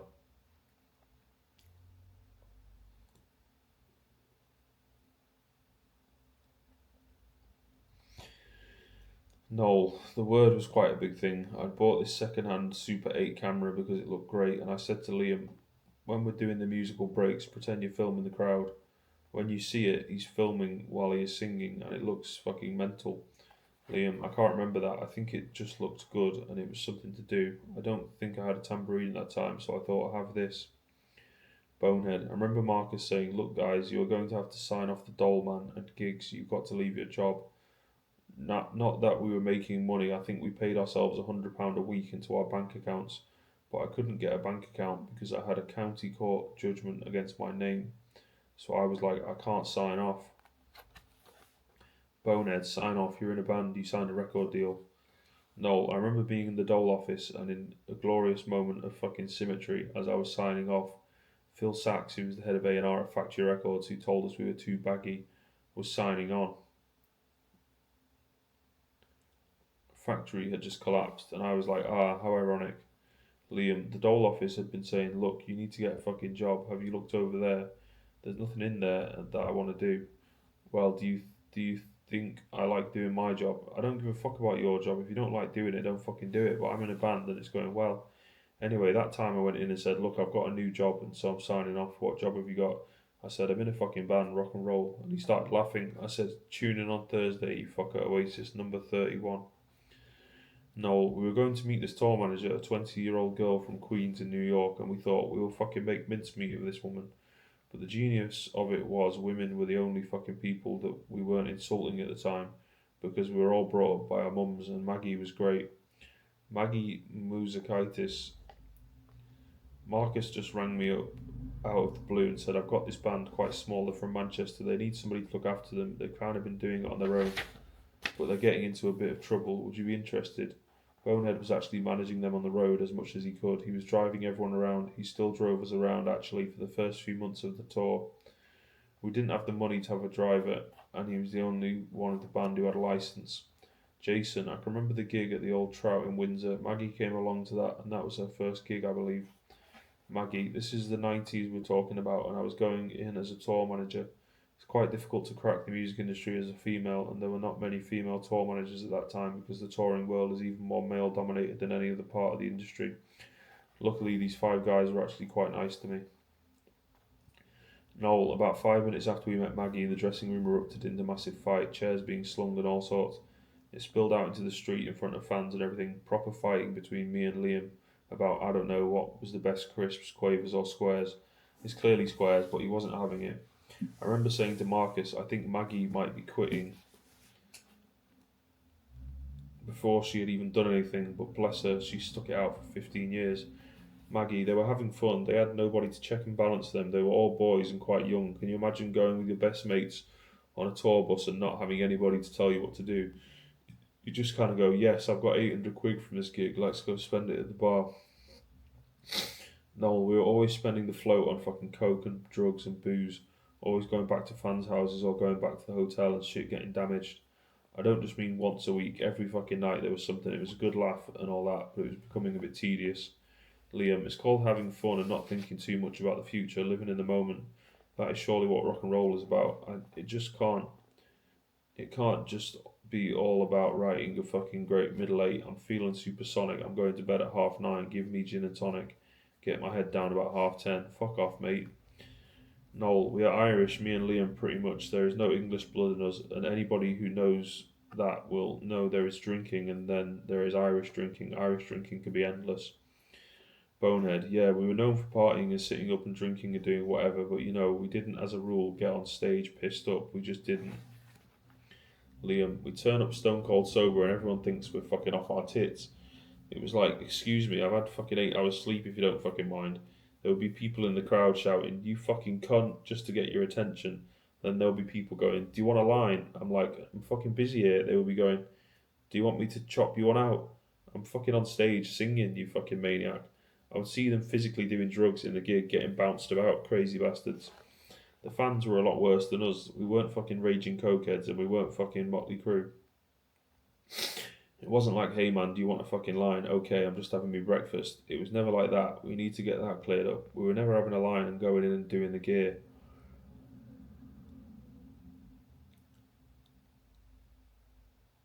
When we were working, it was always work, work, work. We definitely put the hours in and then we'd get on it. We rarely did anything when we were off our heads. We'd put the work in first and then go mental. At night time, the lines would come out, and I guess that's when it would all turn to shit. Going on stage pissed was shit. It was like hell. The gigs would be 4 hours long, and if your voice weren't up to scratch, it was like, this ain't happening again. You'd learn pretty quick to get your shit together. No, there is certainly no drug that I've ever tried that has given me the same fucking whoosh as walking on a stage and playing your songs to these people. Liam, when you did it sober, the gigs were much better, and you'd get a pure fucking clean hit. Then you'd come off, and then you'd get wankered. No, we were ironing out a lot of drugs on nights in and nights out, and a lot of drink. By today's standard, it was insane. Even by standards back then, it was pretty fucking hardcore, but it was all functioning. Nobody was doing smack and not turning up for shit. Let's put it that way. We might have been pissed all the time, and McGee might have been pissed all the time. Me and Liam and all the people that surrounded it, but shit was getting done. It wasn't tragic in any way. No, there was a lot of drugs taken making records. As a rule, me personally, I don't do them during the day anyway. Anything that we ever recorded while we were out of it, we would always end up redoing it the next day anyway because it was shit. So there's a little tip for you kids. Only when it goes dark, it is a bit more normal when it goes dark, I think. That used to be my mantra anyway. Wait till the lights go out. Wait till the street lamps come on. Liam, when we started, we were smoking joints on stage, but then when it went into arenas, it was a bit like, these lot have paid quite a bit of money for this, better fucking keep it together. Obviously, there would be days when you'd fall off the rails and shit would happen, but it was to be expected. I thought we kept it together pretty much. Jason, definitely Noel was more the quiet, silent type, and he would sip his drinks, whereas Liam and myself and Bonehead were lashing down pints and shots and whatever. Liam, Noel obviously wanted to go to bed and read fucking books on Morrissey. I wanted to go to the bar, that's just the way it is.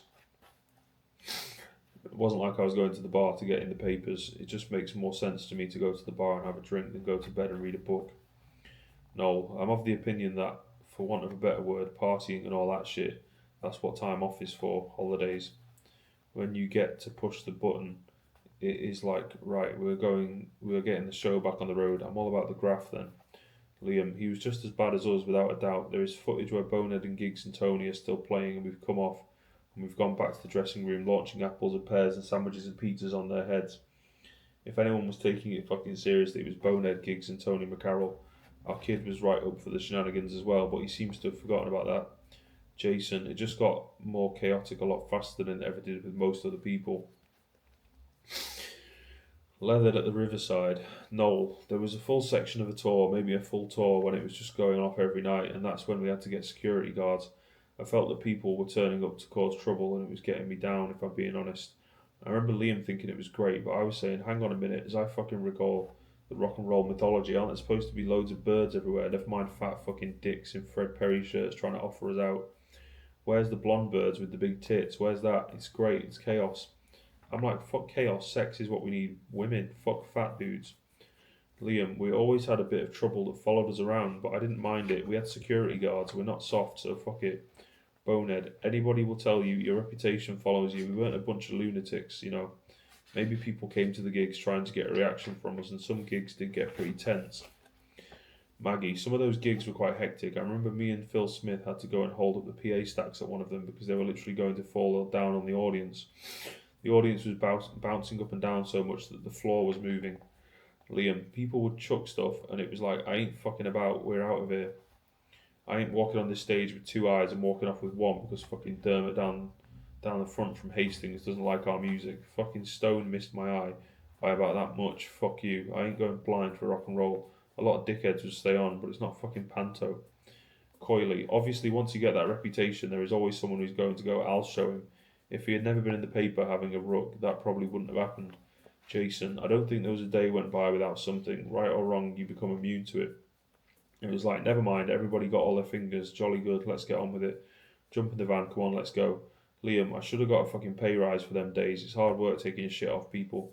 No, we went on tour with the Verve and this American band called Ace Tone or Ace Tone. We could never understand what the fuck they were called, but they were great. We were first on the bill playing the Riverside in Newcastle. Jason, we parked the van outside and luckily taken the flight cases out. Then I went back out and the van had been nicked. It had me new boots and a bag of me clothes. I were right pissed off at that. Maggie, it was just like a bad luck show from the start.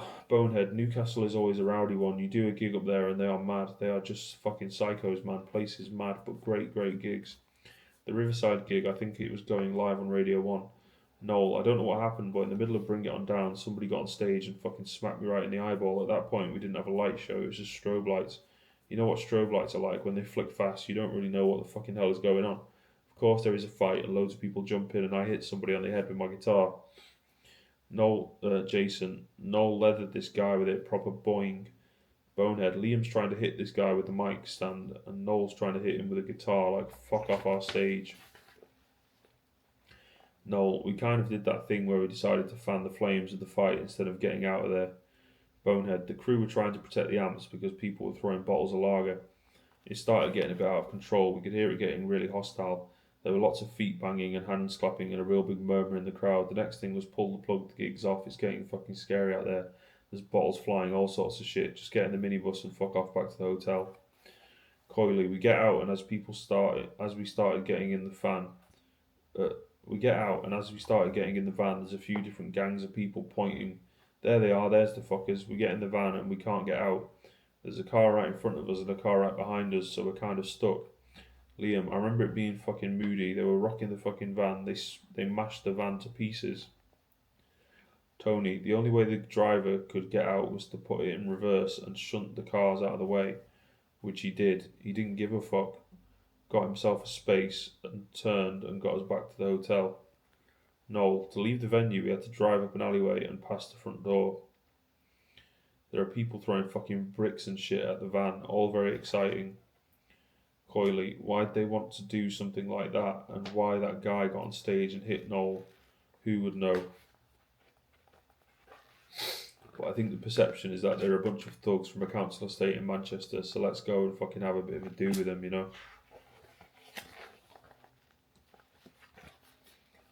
Noel, I ended up with a massive black eye and had to wear fucking shades for about 6 weeks on stage. The other brilliant thing was the guitar had got smashed, so Johnny Marr sent me another one, a black Les Paul, which he played on The Queen Is Dead, and I never gave it him back. He claims he borrowed it me. I'm sticking to this day that he fucking gave it to me. You're not getting it back now, Johnny. Johnny Marr, yeah, that guitar I bought in early 1986 from John Entwistle, and it had been Pete Townshend's guitar. It was a 1960 Les Paul, which buzzed me up. It's on quite a lot of Smith records, that. We never discussed any kind of passing of the baton. I used to tell this story of how we met on a grassy knoll under a full moon. The two of us were there in our shades, and I said, "Here, Noel of Burnage, taketh this Les Paul, X of the Who and the Smiths, and lay down some licks." And then we drank the blood of a groupie. That was my story, but there is a tradition in rock and roll music of giving someone a guitar when you respect them. I did it because I liked him, really. I thought he was going to be great. Noel, it's a fucking great guitar and it's got a lot of history, but that just sums up Johnny as a dude, really. He's a very fucking generous dude and he's into passing on the light sabres of rock and roll and that kind of thing. I can't believe I just said that. Jason, Johnny sent him a little note, something like this: "The guitar has got a bit more weight to it. You will get a better swing next time." Liam, I enjoyed that night, to be fair. He jumps on stage, gives our kid a crack. He got a beating. I know he probably got a bit sore on that, but that geezer got a beating, man. I guess in hindsight it was a bit fucking scary, but I loved it. I'd rather a bit of chaos any fucking time than people just walking off and going, "That was a fucking splendid gig, 11 songs and they're all fantastic. All in time, sounded like the bloody record." Fuck it, man. It's what it's about, innit? It's good looking back.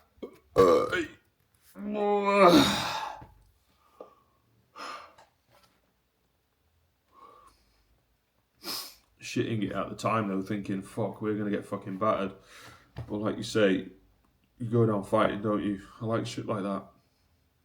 no one really got fucking hurt. Our kids had worse. Have a bit of fucking chaos, come on. It would be boring being great all the time, being perfect.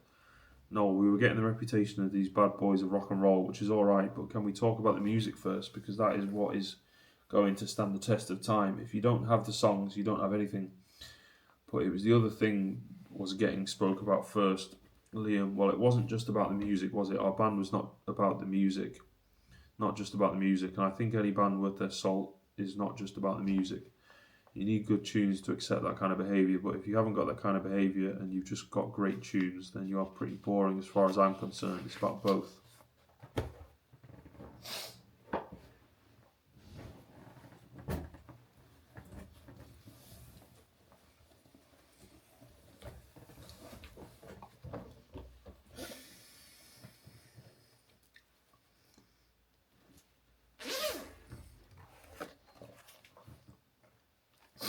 The Richard Madeley moment.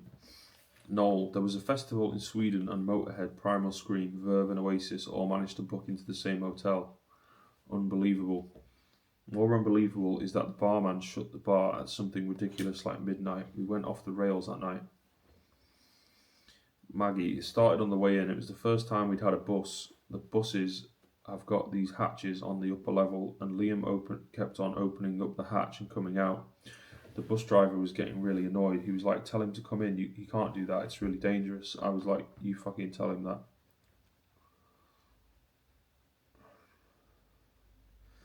Liam, I remember getting on top of the bus a few times, fucking about. I can't see it being that dangerous. I remember jumping off a bus once and breaking my ankle and then hobbling on to do a gig. It was one of them double-deckers. I didn't think it was a double-decker. I thought it was a single one. It took me about half an hour to fucking hit the deck. Yeah, they were good days. You're young, you've got no fear, have you? Jason, chaos again. It seemed to be just chaos all the time. Chaos, chaos, chaos. Liam, the hotel was in the middle of nowhere, a little postcard village. They shouldn't have fucking put us there. Put us in the city where things are open. They've gone. There is no more booze. There's fucking loads behind that bar. Fuck off, give it us, and they didn't.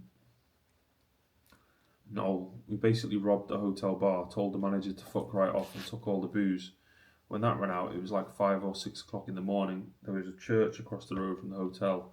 I don't know who came up with the idea, but it was like, the church must have some wine in it. Bonehead, we were in a church in the middle of Sweden with Primal Scream. Fucking weird. Morally, is this right? Should we be doing this? You've had a few beers. You're like, fuck, it's rock and roll. But should I be doing this shit? You know what? I'm going to go back and say me prayers and ask God for forgiveness. I shouldn't have done that.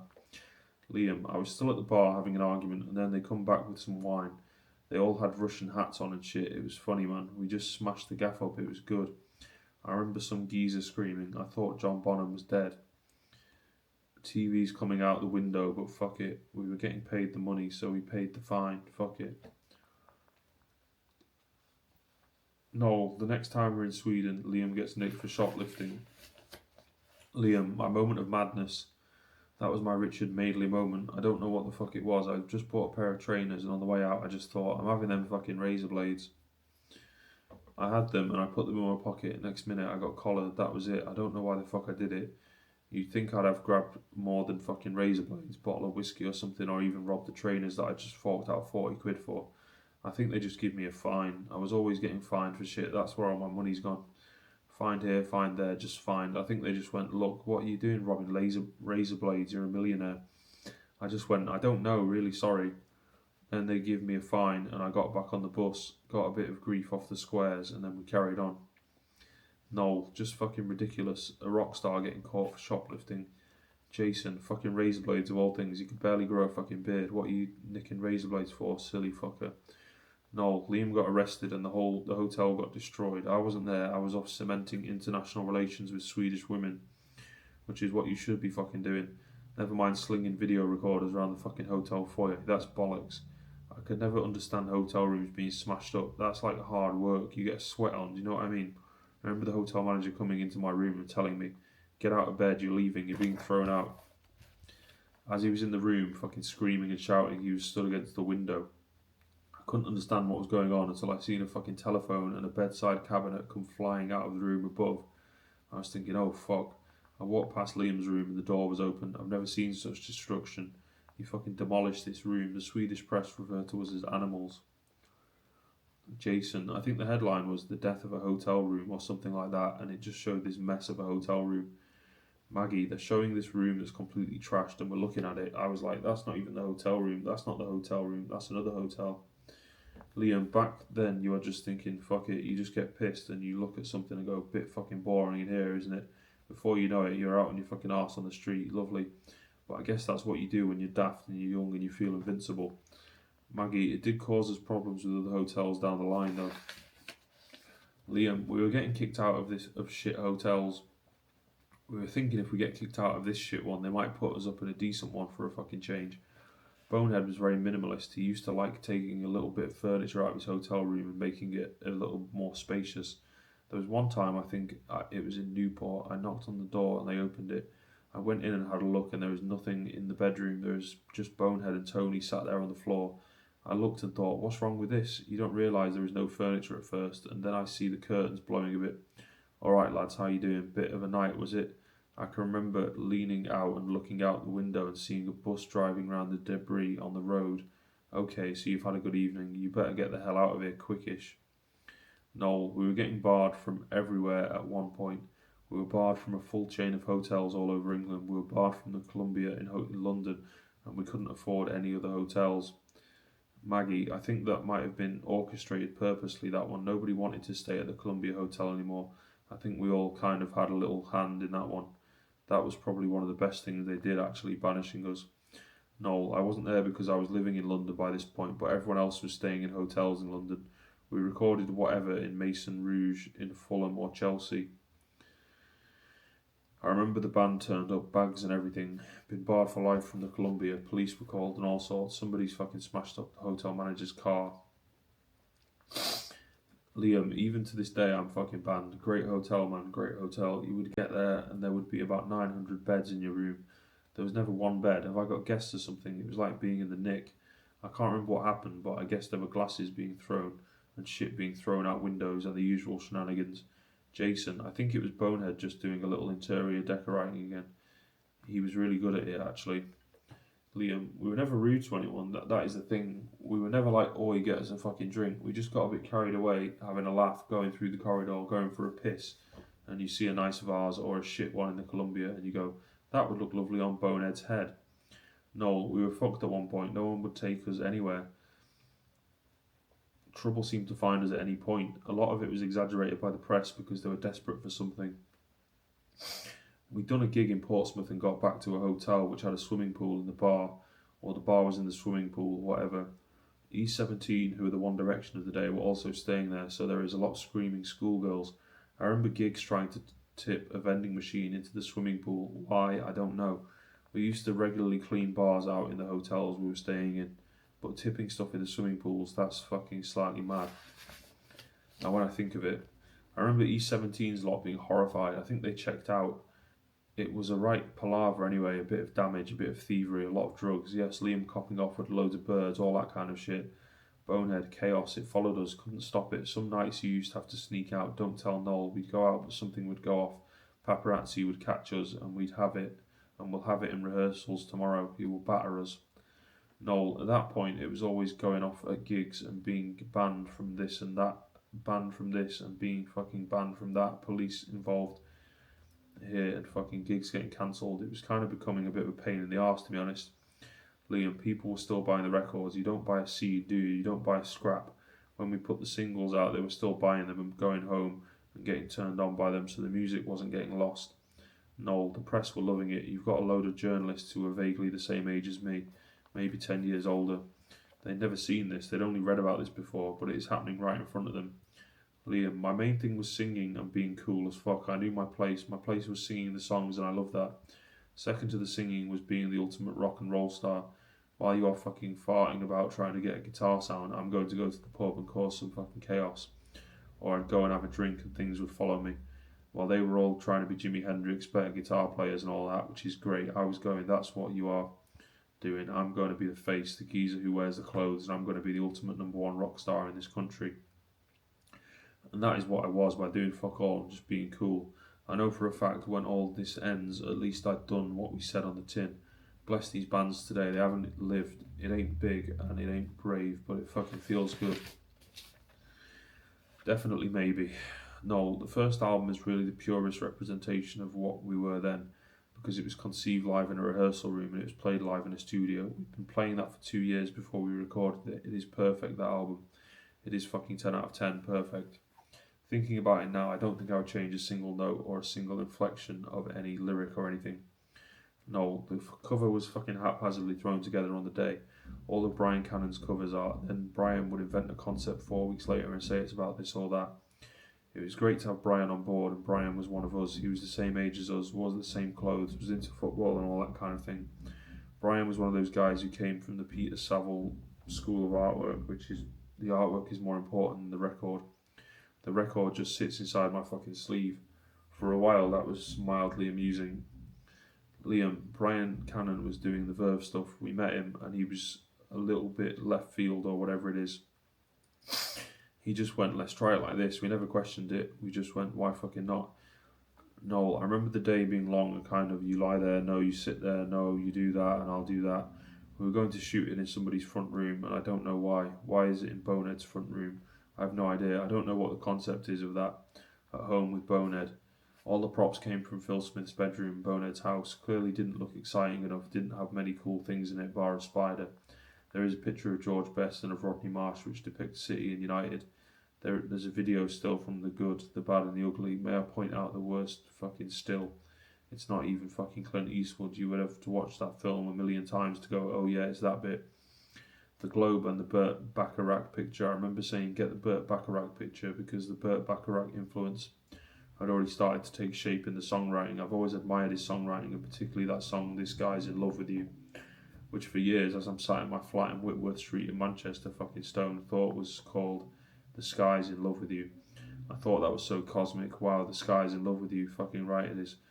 What? Oh, it's a fella. Okay, still a good tune, but it's a love song, not a psychedelic. Liam, obviously he's great and all that, but when they all started listening, it was like, fuck's going on here? But as you dip your toes more into that kind of music, you go, ah, right, he wrote that, fucking hell, cool, yeah, very smooth. No, the cover is iconic because the album is iconic. If definitely maybe it was the cover of some shit album, it doesn't mean anything. It's given credence because of the music, really. Liam, we looked at it and went, that will fucking do. Can we go to the pub now? It was just all very fucking odd, but good odd. We always liked the covers. Noel, I can only speak for myself. I felt I knew it would get to number 1. I knew all this shit was going to happen. It was just destiny. I don't remember being immensely proud. I remember thinking, right, okay, there is work to be done then. Coyly, the reaction from our entourage was really quite muted. It wasn't hurrah. A cheer didn't go up because, well, why shouldn't they be number 1? Liam, job done. We made it. People are into us and we did a great record. We've won the fucking war. We've banished all these cunts out of the way by being us, regardless of all the smashing hotel rooms. That's obviously what people want. Maggie, those songs for Noel particularly had been in his repertoire for a long time. He finally got them on an album and people love them. That is a huge achievement for 5 guys back in Manchester who were on the cusp of not making it. You know, something in that period in 1994 made it possible for them to break through. Noel, it is a funny thing. People are kind of embarrassed about fame and fortune. I've always been of the opinion, if you earn it, fuck 'em. None of us got given it. We didn't win the pools. We didn't have a trust fund. It was fucking ours. Let's spend it and make some more. Liam, without a doubt, nothing to be ashamed about. We wanted it. A lot of bands around at that time say they didn't want it. They were just fucking scared. To be honest with you, we were just having it. We were having the lot. We were having fun with it and keeping it real as far as I'm concerned. Johnny Marr, definitely maybe sounded like it had always been there. It's interesting when music or a film does that, it just makes sense straight away. So it has a kind of familiarity about it, but a kind of necessity too. It was just of the moment without it necessarily relating to any of the bands that were around. Noel's lyrics definitely had a sense of optimism in them, forward thinking and forward motion. However he's expressing himself, he's certainly expressing something that is aspirational.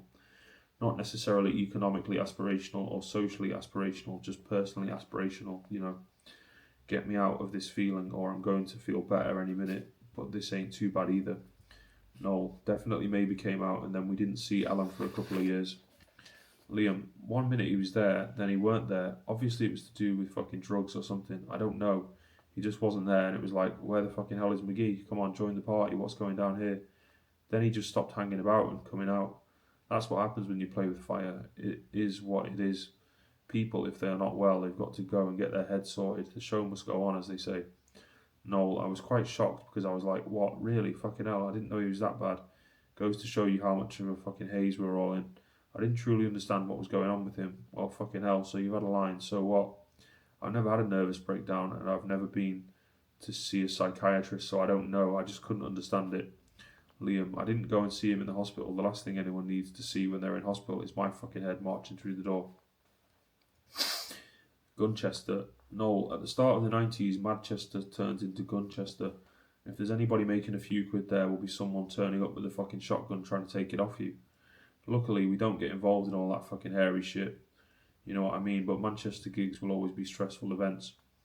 Liam, I remember playing the Hacienda, that was good. I went out for a cig or a beer down the road, come back and one of the bouncers is going, what are you doing?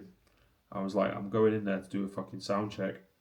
And they were all getting all fucking leery, like, you're not allowed in. I was going, come on, I'm in the fucking band. That was what it was like back then, but I got in and done the gig.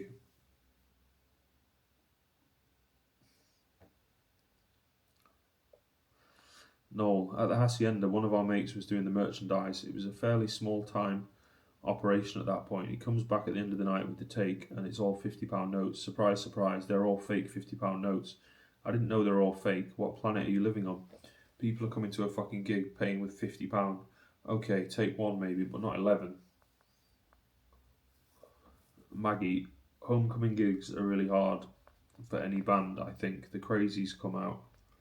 The ones that they'd never heard from for years, you know, hey, remember me, we went to school.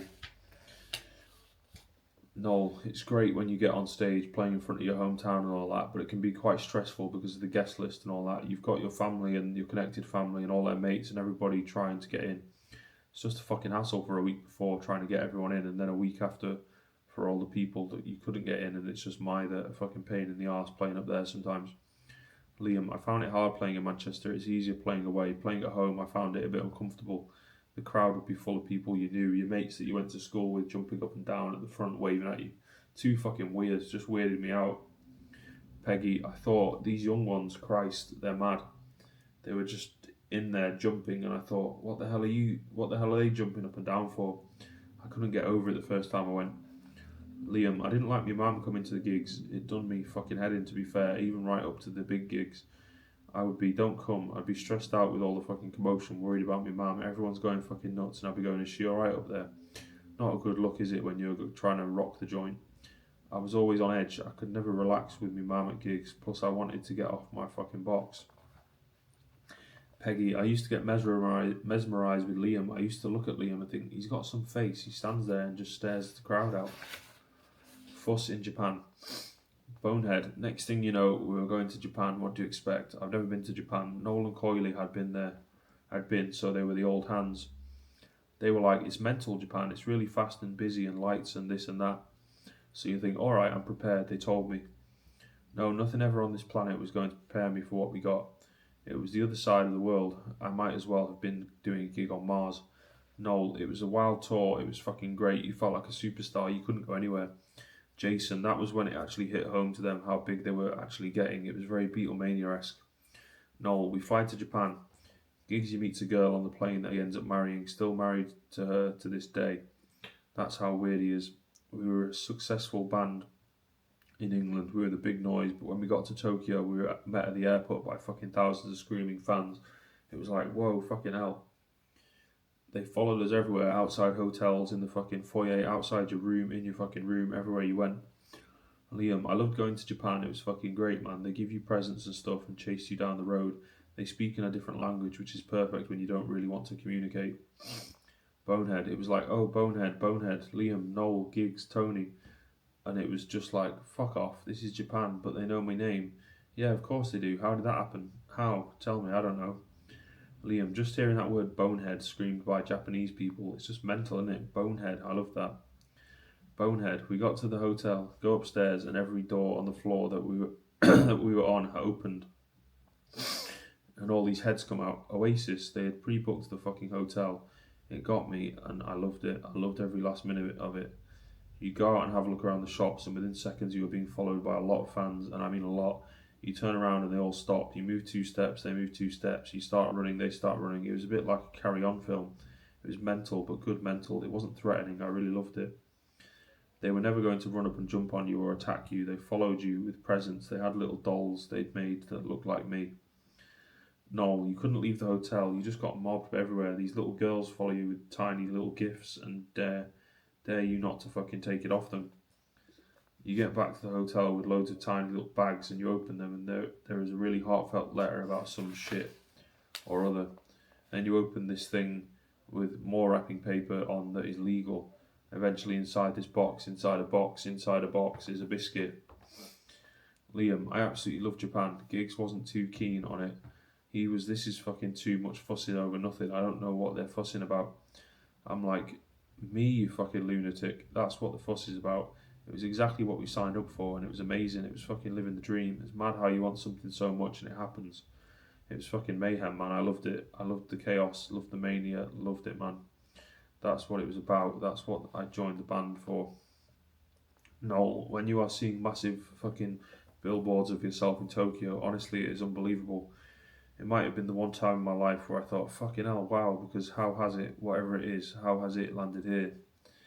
Why are all these people who don't speak English obsessed with it already before we've even fucking plugged in and played? Phil, I think your first trip to Japan as a band should be nuts because it is nuts. It's through the looking glass. You go over doing club gigs like you do back home and you're treated like the Beatles, even though you're only playing to 500 people. In Britain, at that level, you're lucky if you get a tray of sandwiches and some crisps. Whereas there, they take you out for meals and take you to clubs and pay for everything. Maggie, we weren't really culturally on the food thing, so we went to McDonald's a lot. No, there is this club called Abbey Road and this Beatles tribute band called The Parrots. Fucking great. We went to see them one night and they asked me to get up on stage. Everyone was like, whoa. I got up and I had Japanese people saying, do you realise what's just happened? I was like, yeah, just done a shit version of a Beatles tune.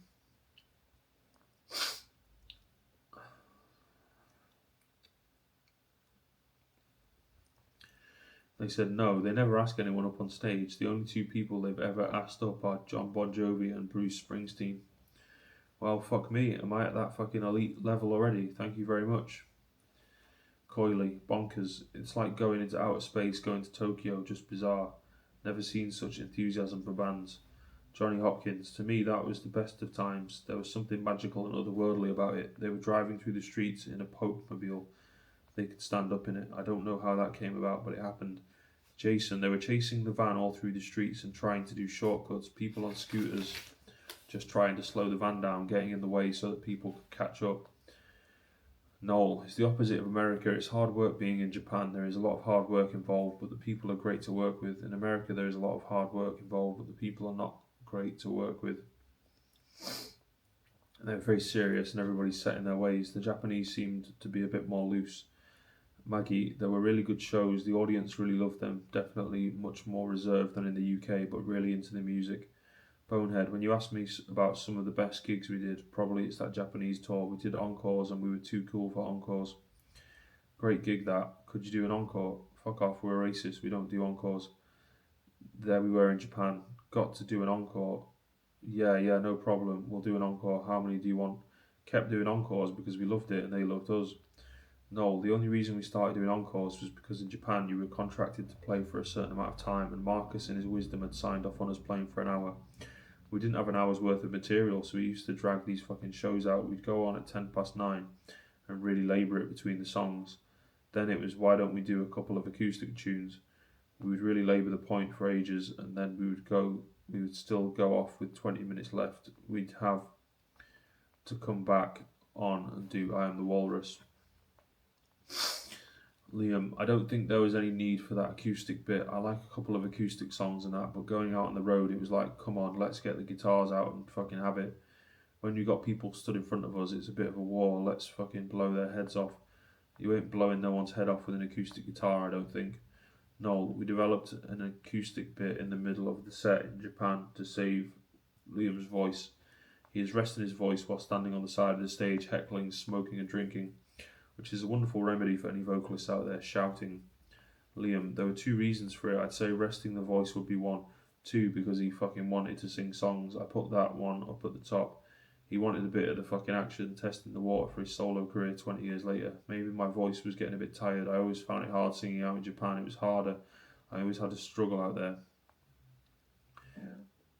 Johnny Hopkins. There were no drugs on that tour, so the band were completely drug free. That sort of gave it an extra dimension, you know. There was a sense of purity about it. I was going to use the word innocence, but there definitely wasn't any innocence there. It was madness, but at the same time, it was really, really calm.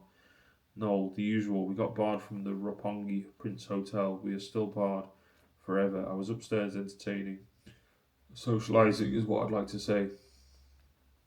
But I did write the master plan that night. I found the lyrics on Roppongi Prince headed notepaper. So while everyone was having a good time, I was fucking keeping sharp like a square. Liam, I like being in the band. I like that gang mentality. I like hanging out with the lads. I'm not one of them that would do a gig and then go, I'm off to my room. I definitely sit down in the bar and have a crack, have a laugh, and probably stay up a little bit too late. It's the way it is. Rock and roll to me should have no rules. At some point the rule book comes out and then you are always going to fight against the rules. It is what it is. Daniela Suave. I was writing for a Nancy Boys magazine. As far as they were concerned, I knew that I was 10 years older than them. I was female, I was a mum, and it was all blokes, so I just thought, right, I'm going to stay up later than you, I'm going to drink more than you, I'm going to behave more badly than you. Because I wasn't going to get this story otherwise. The first night in Japan, we'd all been out. It would have been about 3 o'clock in the morning. My head had just hit the pillow and the phone rang. Who's calling me? So I picked up the phone and it was Liam. Get down here now. So I walked down the corridor back to his room, and honestly, it was like he was shimmering. He said to me, do you believe in God? Do you think there's a God? I looked at him and said, how did we get onto this one? He said, because I don't believe there's a God, because all that wouldn't have happened. I said, what wouldn't have happened? I didn't know what he was on about. There was all this pent-up, simmering rage. Liam, I think I was getting a bit heavy and a bit deep around them times because of all that stuff was happening. There was change going on with the band, this fame and all that stuff. My thing was about me mum going to church. She was going to church every fucking Sunday, and then when she got divorced from me dad, she wasn't allowed to take the body of Christ, and I was going, that can fuck right off. What's that all about? She's got to sit in the back, and I think that's a bit shit. So I might have been having a bit of a rant about that. You think to yourself, you know what, maybe there isn't a fucking God, and it's just life, and it's just the way it is. I was definitely angry with life, I guess. And shit with my dad and all the other crap, just life in general, fucking just pissed me off. And I was an angry young man. Singing those songs sort of released all my shit onto other people, but in a good way. It was like everything, all the shit that I had during the day or last week or a month before just got released, turning it into a good thing. All that fucking angst and all that energy would go through the mixer and come out in a better way. Hopefully people would like it and jump around and get used to it. I used to come off stage and be floored for ages. It was like a fucking exorcism or whatever the word is. It was big and powerful and it was great. Grim up north and all that. Noel, my old fella was violent towards me and me mum, that's a fact, but if I could sum him up, I would just say he was a shit dad. That's pretty much what it boils down to, a shit dad. Peggy, I've always said that he was jealous of them because they were lads and they were starting to grow up. He thought they should go to bed at 8 o'clock at night. They would be working and coming in with their wages and he'd be get up to bed. He was terrible to Paul, he really was. Paul worked with him longer than Noel. Noel got wise to it. Noel couldn't be doing with him. Paul would work from 7 o'clock because he always worked on the building sites. It could be 11 o'clock before they'd come home. Then Paul would go for his wages on the Friday and he'd say, I haven't got them ready yet. He'd make Paul beg for his money. Noel wouldn't be bothered. Noel would think, I don't want it anyways, I'll get it off me mum. I would rather give it to them than see them beg. Noel was the one that got it the most because he always thought Noel was up to no good. I said, he's only down the road with the rest of the lads his age. 15, 16, they were standing on the corners. Tommy would always come back and say, the police are after that lot down the road there. I said, don't be so stupid. Then I'd say to Noel, what were you doing down Burnage Lane, Noel? He'd say, doing nothing, I was in somebody's house. I really think there was something wrong with him. I don't know what it was, whether he had a guilty conscience himself and he was taking it out on them. Liam, he used to knock her about. He never touched me. He used to knock Noel and Paul about a bit, but I never got it. People go, you never got a crack, but you'd seen it. Sometimes you'd want the crack instead of having to witness it. If you're getting booted across the room, it has an effect on you. Whether you're getting a kicking or not, you're still watching it. Seeing it and feeling it, they're both shit. they'd be rucking in the morning about something, and you go to school thinking, fucking hell, this is going to be shit. You get through school and come home and go, I hope the cunt's gone out. And then you come round the corner and his car would be there, and you'd be thinking, fucking hell, here we go. You get in, and then they'd be rucking.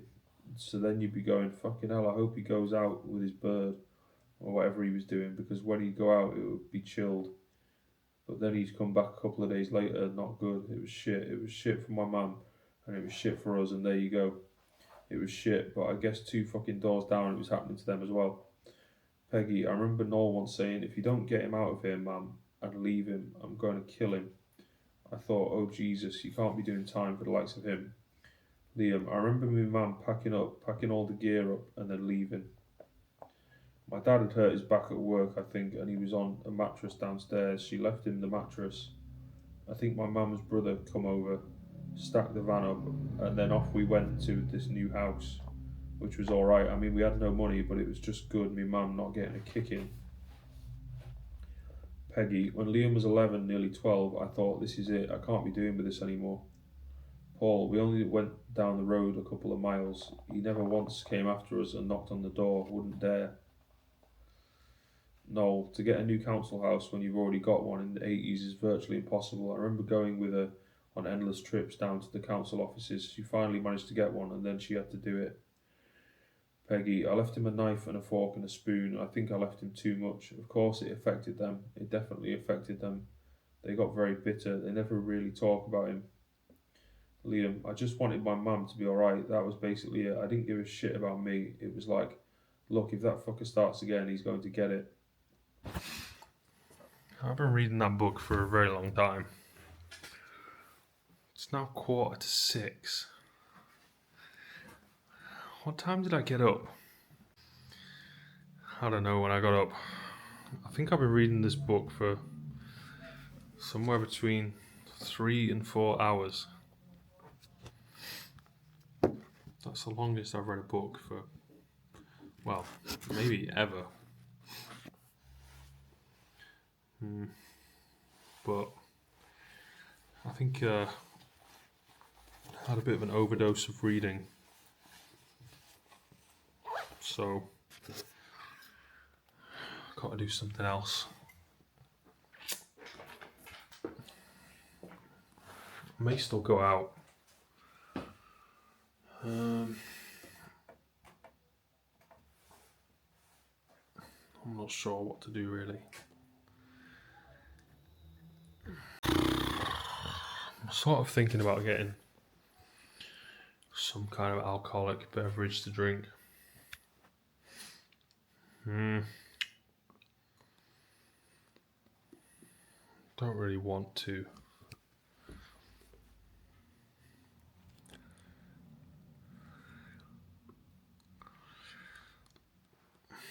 Maybe I'll just go out and just spend a bit of time walking. Just sort of gather my thoughts a little bit.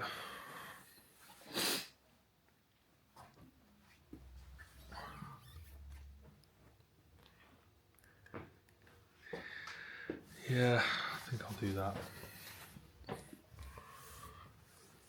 Put this camera away. Might not record anything. I don't know. I'll see how I feel. Brought some supplies back to the house.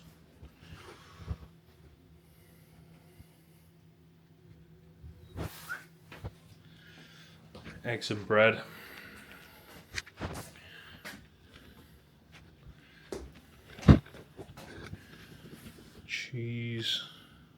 Cheese. Bottle of wine. I'm going to drink this wine and see if it sort of calms me down a bit, because I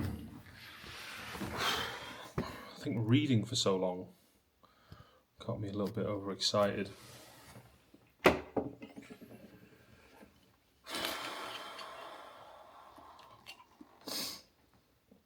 Not spoke to anyone today, apart from the camera and I guess the guy in the shop that I just went to.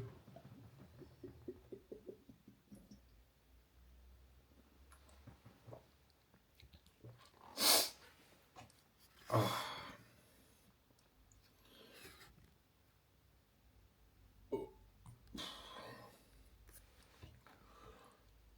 really sure what I'm going to do now. I don't really want to be inside, to be honest.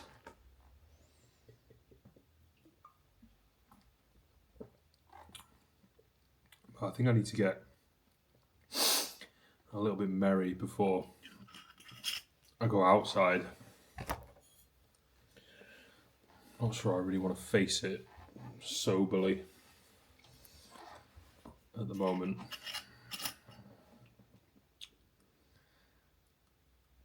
I guess I've got a bit of extra anxiety right now. But that's alright. Drink a bottle of wine, that usually helps relieve whatever anxiety I have.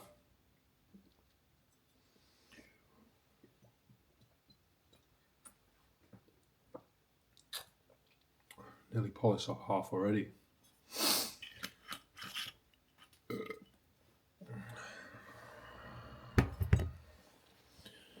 I don't know if I really want to ring up my mates to see what they're doing.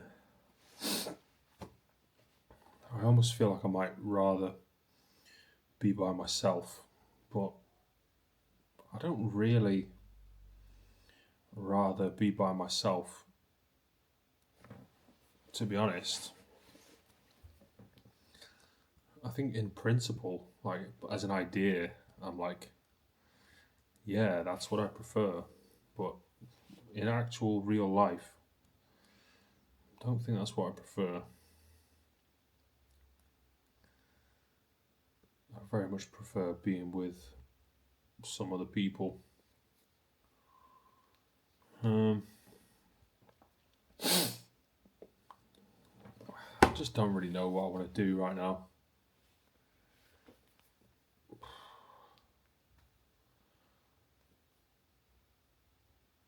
I kind of want to just be on my own, but what I might do is drink this wine. Then when I'm a bit merry, walk into town and see what's going on there.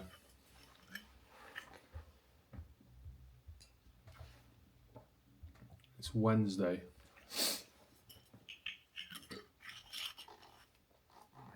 I mean, I could just sit here and just read more of this book.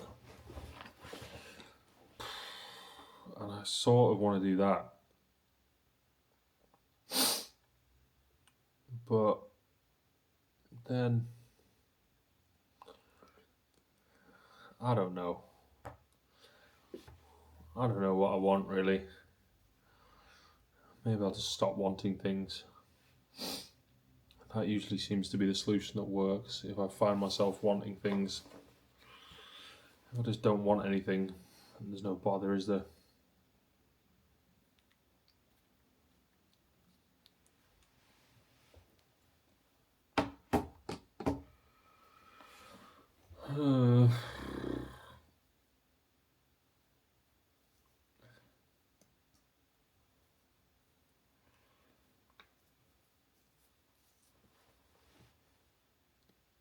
I don't really want to ring anyone up.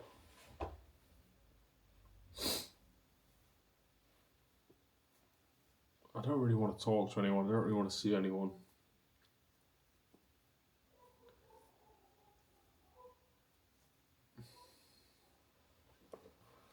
But then, I know what I don't want. I don't really know what I do want.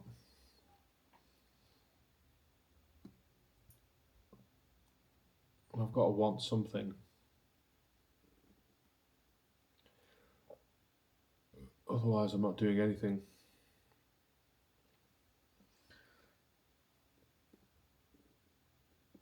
So, what should I do?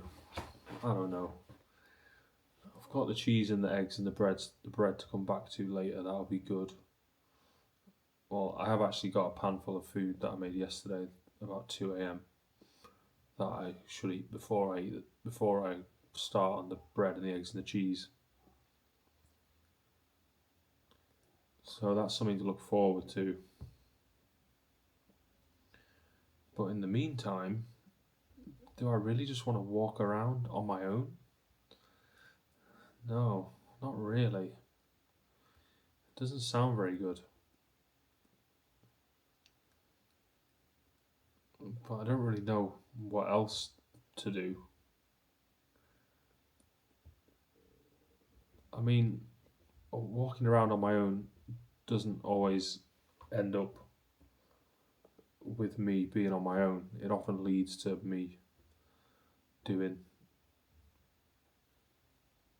you know, one thing leads to another, and then before you know it, you're doing something with someone. But I'm not really just that enthusiastic about the idea of really going anywhere. Even just walking to the shop then was kind of like just not very enjoyable. Just picking up on some of the general vibes that are around. They're not very good vibes. And it's like that a lot walking around where I live at the moment. Just not very good vibes, really. If it was good vibes, I'd be okay with being out and walking around by myself. I actually quite like that. I do that in London all the time. I like being by myself in London because there's always vibes. But there are vibes here, but not the ones that I really like. So I don't know what to do. Look for better vibes further away. That seems like a good idea, but I have to go through all of the vibes that are here in the local area, and that is the bit that is not easy, because it just feels like I'm just being sort of like, it feels like all this heavy weight is being placed on me from all the slowness and the heaviness of all the other people and the way they live and everything. It feels like that manages to get through to me and slow me down. I don't want to be slowed down. Sometimes I appreciate being slowed down, but it's not like slowed down in a good way. There's being slowed down in a good way that is pleasant and is enjoyable. And then there's just being slowed down in a way that's like against progress. And I'm so for progress in every single way. I just want to keep moving forwards and see everything improve around me. That's all I live for. I love to see improvement taking place. And it's like no one else really wants that. Or a lot of people don't. Enough of them don't for it to feel like I'm being slowed down. But there are people that do. But it's kind of just a question of like at what speed. Because I like to be constantly working towards a better future every day, all day. That's like the goal of every day. That's what every day is there for, is to work as much as you can in order to create something better, to see yourself going forward into a direction that you really want to go into, to be able to think you have a life that you love, that you like. I want to be able to say that I love my life. I want to be able to say that I like my life. I'm not sure that I can say that right now because it's not true. If that was true, it would be good, but I have to make that true by doing something about it, and that means making a change. And a lot of what needs to change is not always me. I'm always ready for change. I'm always ready to embrace change. But what needs to change really is the surroundings, is the environment, is the people around me.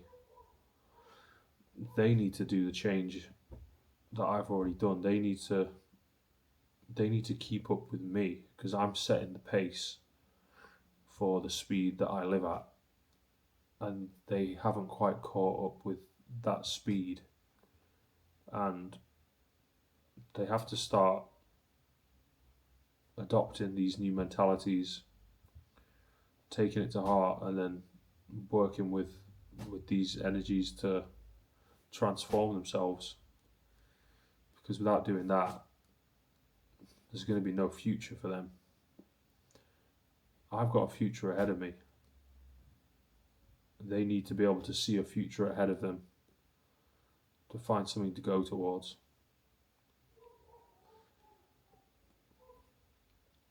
Otherwise, this vibe isn't going to shift. And it's got to be done. There has to be a change in the atmosphere that is here, that is present. The feelings that are so clear, all that can be just seen in the air around, everything that is so visible to me, they need to see and then be willing to adopt the new mindset to do the transformation. Because that's what I'm doing every day. I'm doing the transformation every day, and I'm taking all that energy that they leave around, all the slow and the heavy, and I'm turning it into, like, lightning speed. But they've almost got to catch the ball that I'm throwing.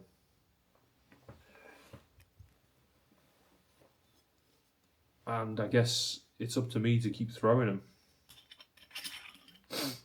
And I will.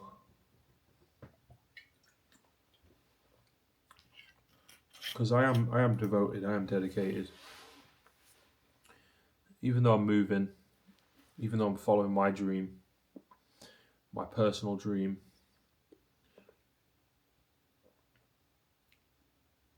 I'm not stopping in the meantime to do the work necessary to make every day great, to make every day greater than the last. That's important. To me, that's important. Every day should be better than the day before. It should be getting better every single day that you live. If today's not better than yesterday, then you have to look to tomorrow to try and turn that around. But tomorrow's not here, It's always got to be now. What can I do now? What can I do right now? And if you don't think you can do anything, then that's it. You're in checkmate. But if you're not in checkmate yet, then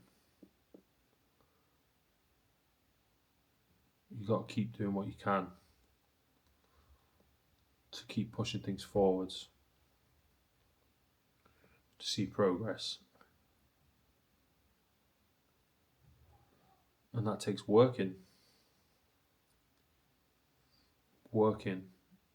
in whatever way you can, working on whatever it is that you can. If that's just working on yourself, if that's just working on your self-confidence, that's more than those who are just giving up. Just giving up's not an option for me. There's no giving up.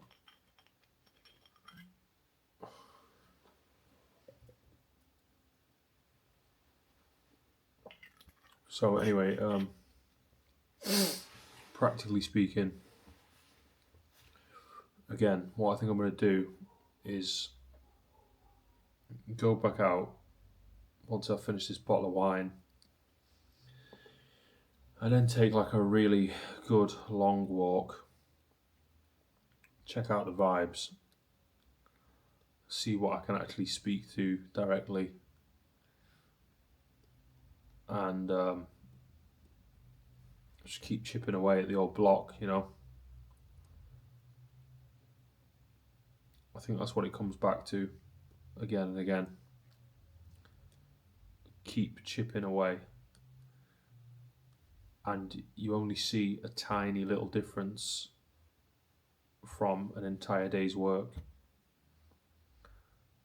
But that's no reason to stop, because all those days add up and turn into weeks. All those weeks add up and turn into months.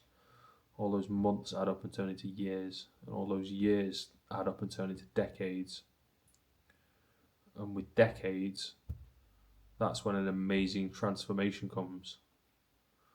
That's when you are no longer that person that dwells in the same place mentally that you did, because you made the effort every day to chip,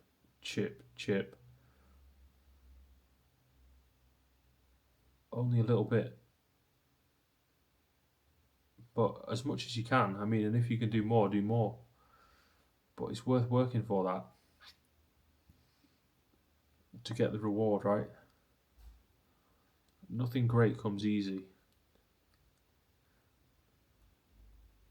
It takes incredible amounts of effort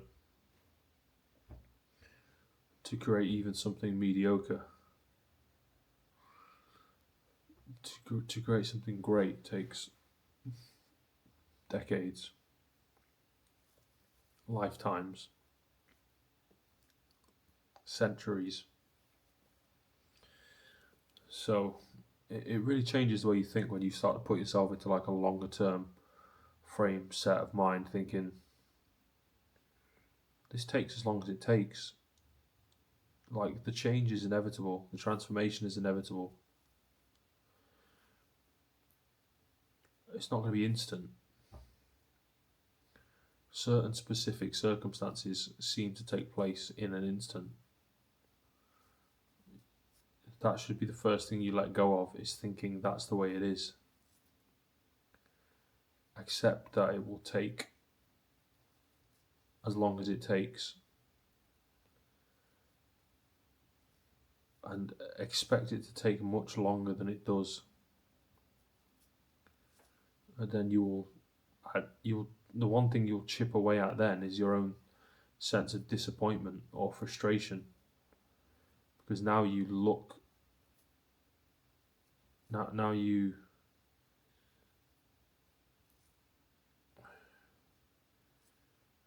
prepare, and you accept,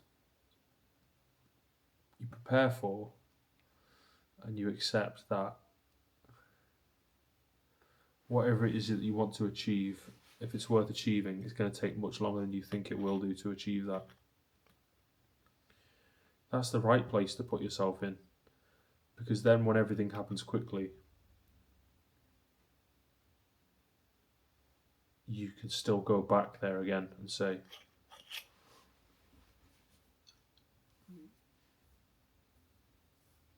you don't get caught up in the instant win, the gratification of the moments that take place that give you reward. You celebrate them, but then you're ready and waiting to go back to the hard work. Expect it to be difficult. Always be ready to go back to difficulty. Appreciate when it's easy, but don't fool yourself into thinking that's going to last, or that is the way that it is now. Just because it's happening in a way that's easy just because things are coming together quickly in your favour,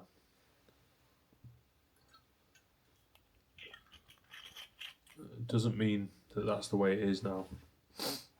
It's going to go back to hard and heavy and slow again, because that's the fundamental condition, is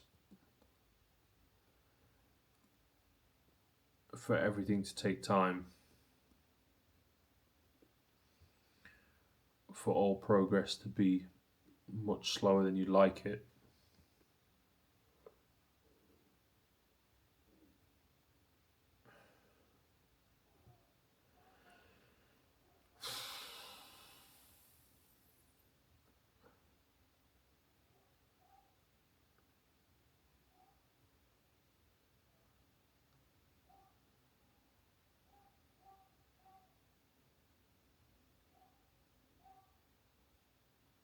So, the truth, it's kind of like that phrase, facts don't care about your feelings.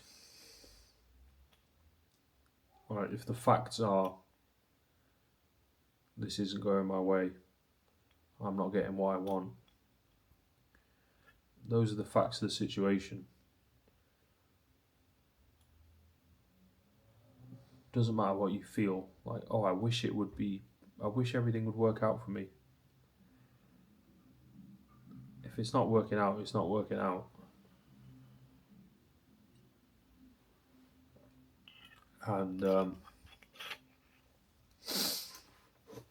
lot of the magical thinking that goes on is just bullshit. Thinking I have the ability to transform all that exists so that everything works out in my favour. Well, good luck with that. I'm not sure that's even what you want. It doesn't work out for the world for you to get everything you want to work out in your favour.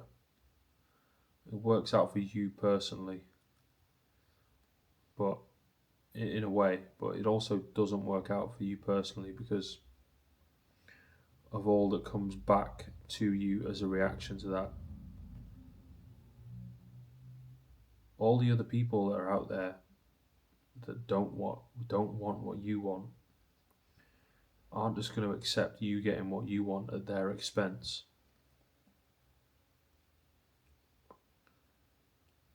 So you do have to actually take other people's feelings and thoughts into consideration when you make decisions for yourself. You can't separate yourself from any of those people that are in your life in some way, in any way. They all make up a part of what is you. And you can try to deny that, but you'll fail.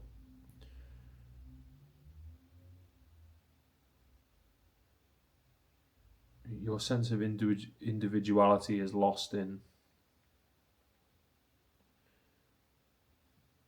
the shared sense of individuality of all. Everyone has a sense of individuality. That's a feeling that we all share. And in that space of sharing our sense of individuality, we lose our sense of feeling like an individual.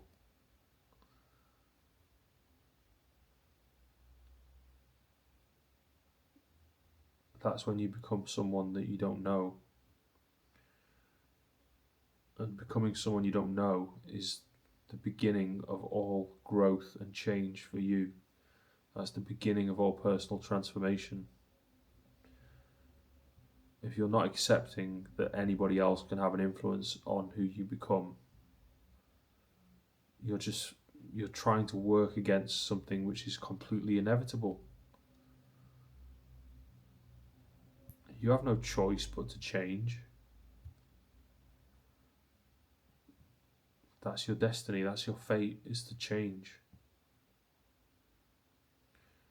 You don't get to decide whether you change or not.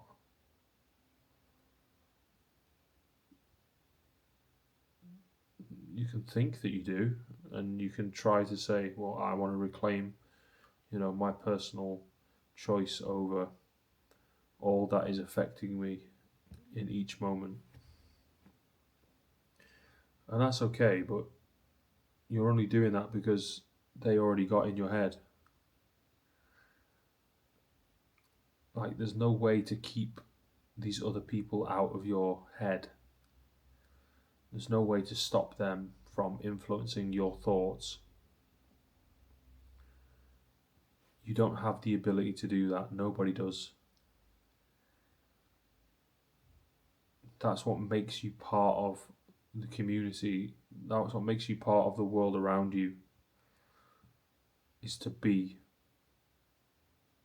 chipped away at. As much as you chip away at the world is chipping back. So for as many chips as you give, that's as many chips as you get back.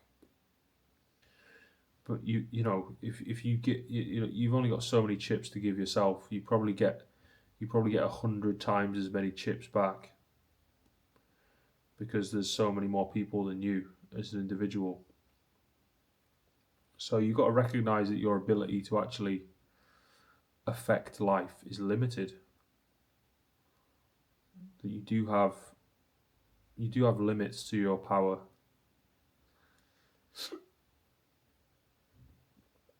You're not all powerful without question. No one is but God. That's what is said. But God is what is God.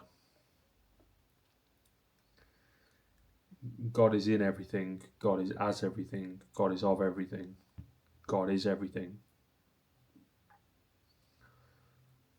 That's the end of that conversation.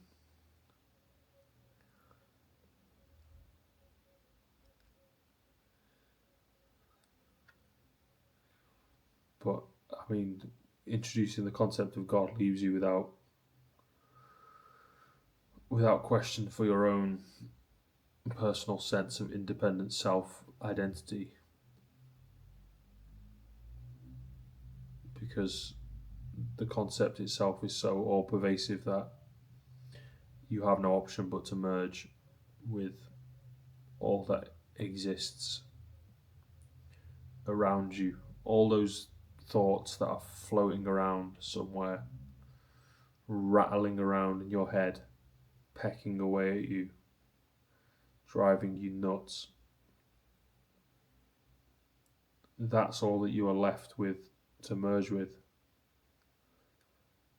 And all of these nagging voices that chip away at your idea of who you are and what you are what actually make you who you are and what you are going forward.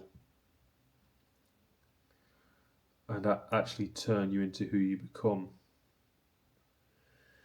And you might not become somebody you like, but then who are you if that's who you've become? Are you what you've become, or are you the one who can see what you've become? Which one are you? Are you one? Are you two? Are you more? Are you less?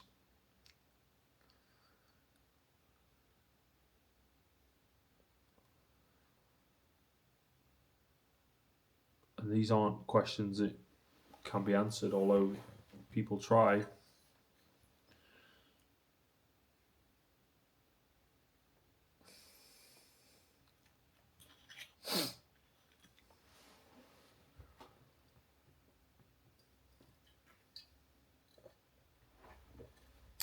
So, I've nearly finished this bottle of wine, and the alcohol's definitely starting to take effect. That's good. I do feel more relaxed than I did before. So, it's 6:26. I might actually ring up my friend and see what he's doing. Let me cut the camera for a minute. Went straight to voicemail. So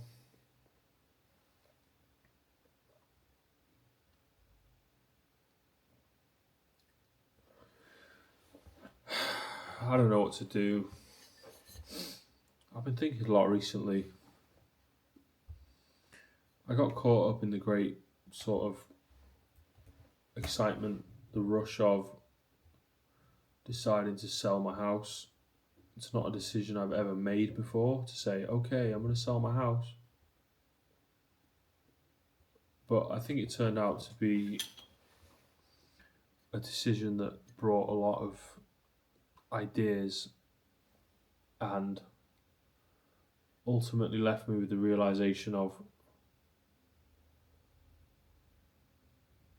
the same thing that everything does.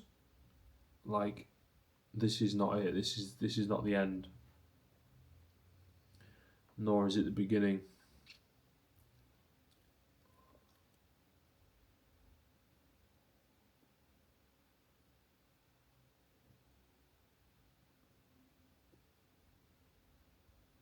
So the process itself, I remember from when I bought the house, the process takes a very, very long time.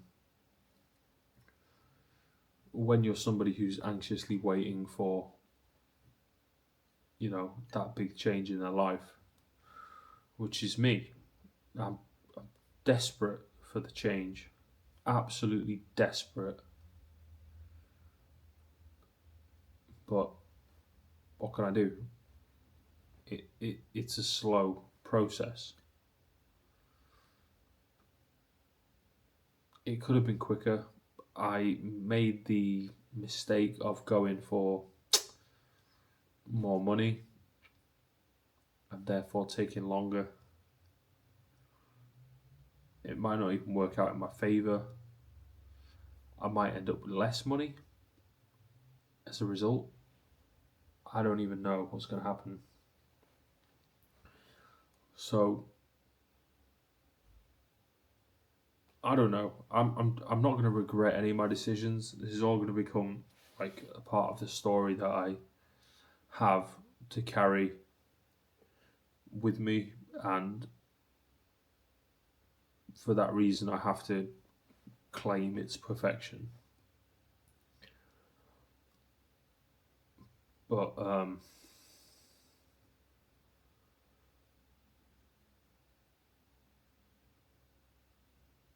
I really got swept away with the feeling of like, I really, really just can't wait to leave.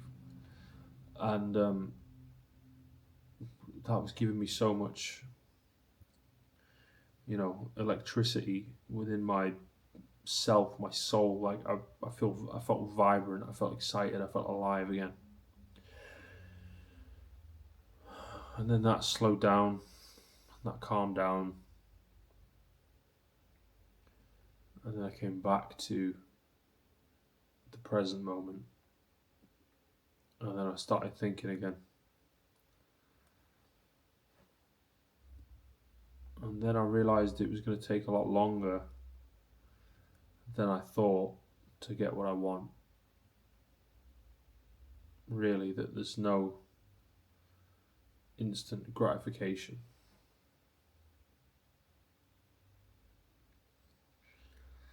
But I think because we sold this idea, this illusion that is what is possible by those that are famous, that we spend our time watching and listening to, I started to take on personally the understanding, the idea that like everything is available to you if you become the person that everybody wants to know. And I'm not that person. I'm not the person that everybody wants to know. I'm not close to my idols.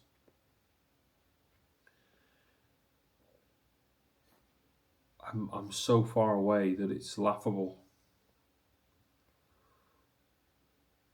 And I may never get to see what it's like to be the person that everybody cares about. I might never get to see that. Right now, almost no one cares about me. Not even my own family care about me.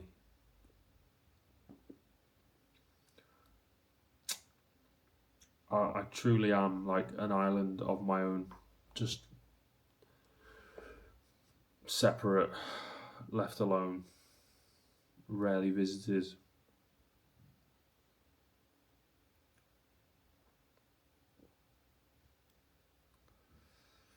And I think that's what motivates me more than anything, is that feeling of being abandoned, is what is driving me to want to achieve anything, to want to become somebody that people care about.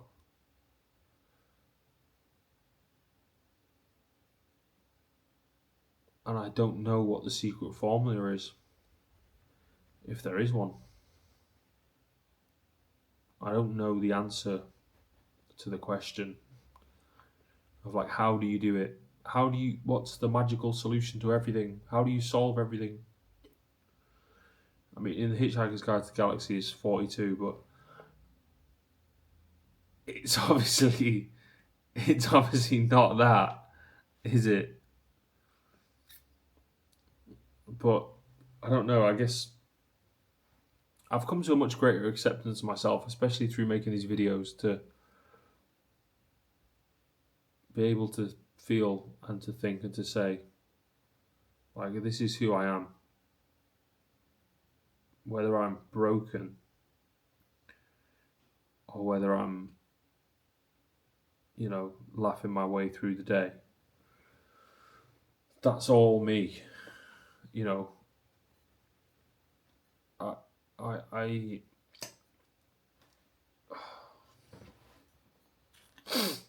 and I've accepted me already. I've accepted me lifetimes ago. I've accepted all this stuff,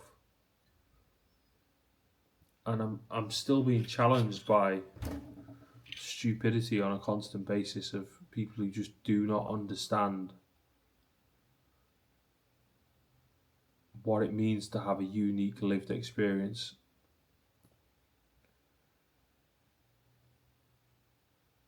And I've got so much respect for that. I give everybody credit for all of their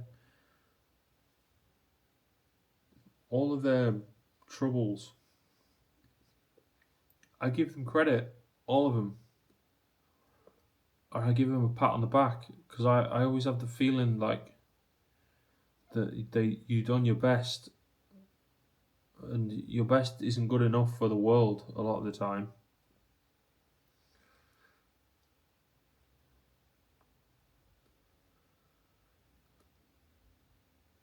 Because the world has no heart. And if there's anything that I'm here to do, is to give the world a heart again, like it was a long time ago.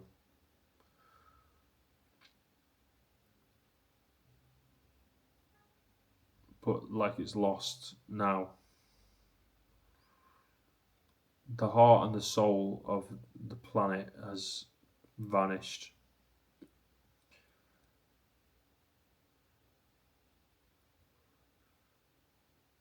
And I really desperately want to bring that back. I want the people to feel again, to care again, to remember who they are.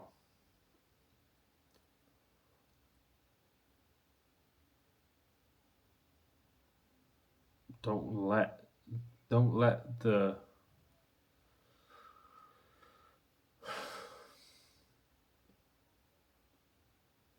challenger win.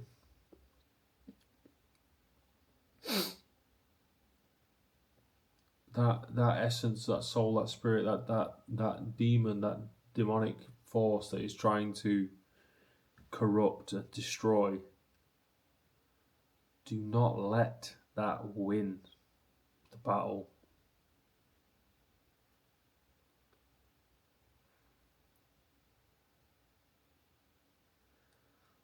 Let the soul win. Let the heart win. Let love win.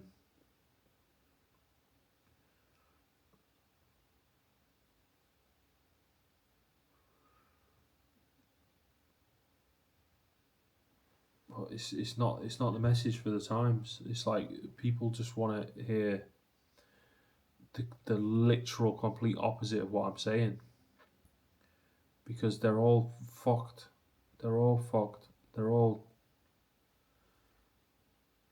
They're so fucking lost in what they think of as being the point. They think the point is justice at the expense of anyone's life. And they've forgotten forgiveness.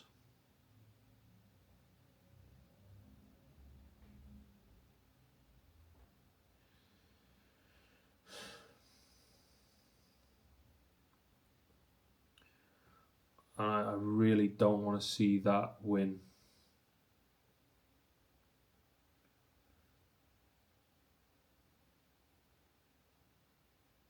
Every time I feel like, justice is winning, that brings me so much sadness. To think like you could have understood. You could have had love. You could have forgiven. You could have brought that person in closer. And you push them away even at the expense of their life. That to me is not justice. That is pure evil. That is the heart of Satan. That is, what else do I say? How do I describe that? And I get really fucking angry sometimes thinking about this.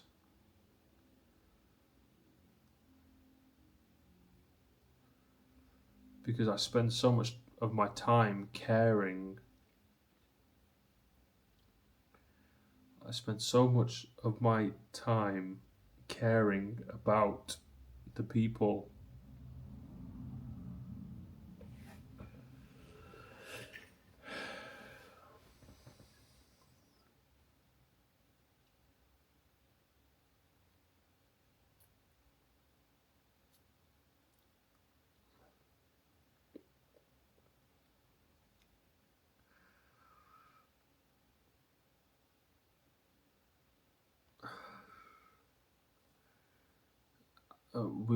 We can't let them win. We just can't.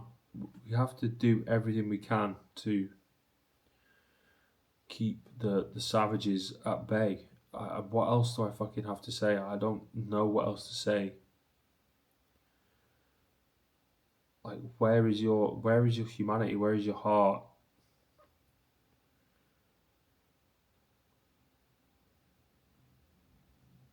You have to stop laughing at. You have to stop mocking.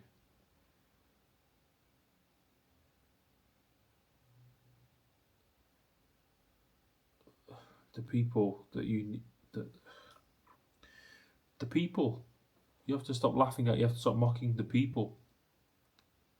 Full stop. End of sentence.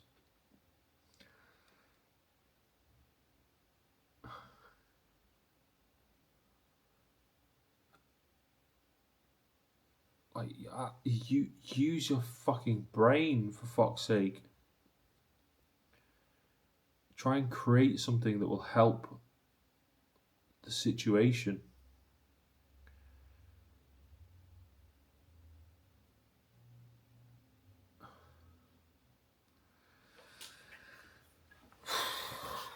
Anyway, I've nearly finished this wine. Then, like I said, I'm gonna go out. Okay, so Lewis just rang me, and now I'm going to meet him at McDonald's. Drank a bottle of wine now, so I'm a bit fucking drunk already. Good amount though, because now I'm not fucking anxious anymore. Fuck, what was I gonna say? Oh, it's nearly 7. I usually try and finish the vlog by 7 so I can edit it. Looks like I'm going out now, so I don't know what's going to happen. We'll find out. Okay. I'm very, very drunk right now. I'm walking back through the park to try and get some food on the way home. Try and sober me up. Make me feel good. And I'm stuck out there. Going. Fuck you. Just been to McDonald's. I've ordered something to eat. I'm starving. I don't know if they're gonna do it. It was 20 quid plus. Fuck knows, we'll see what happens.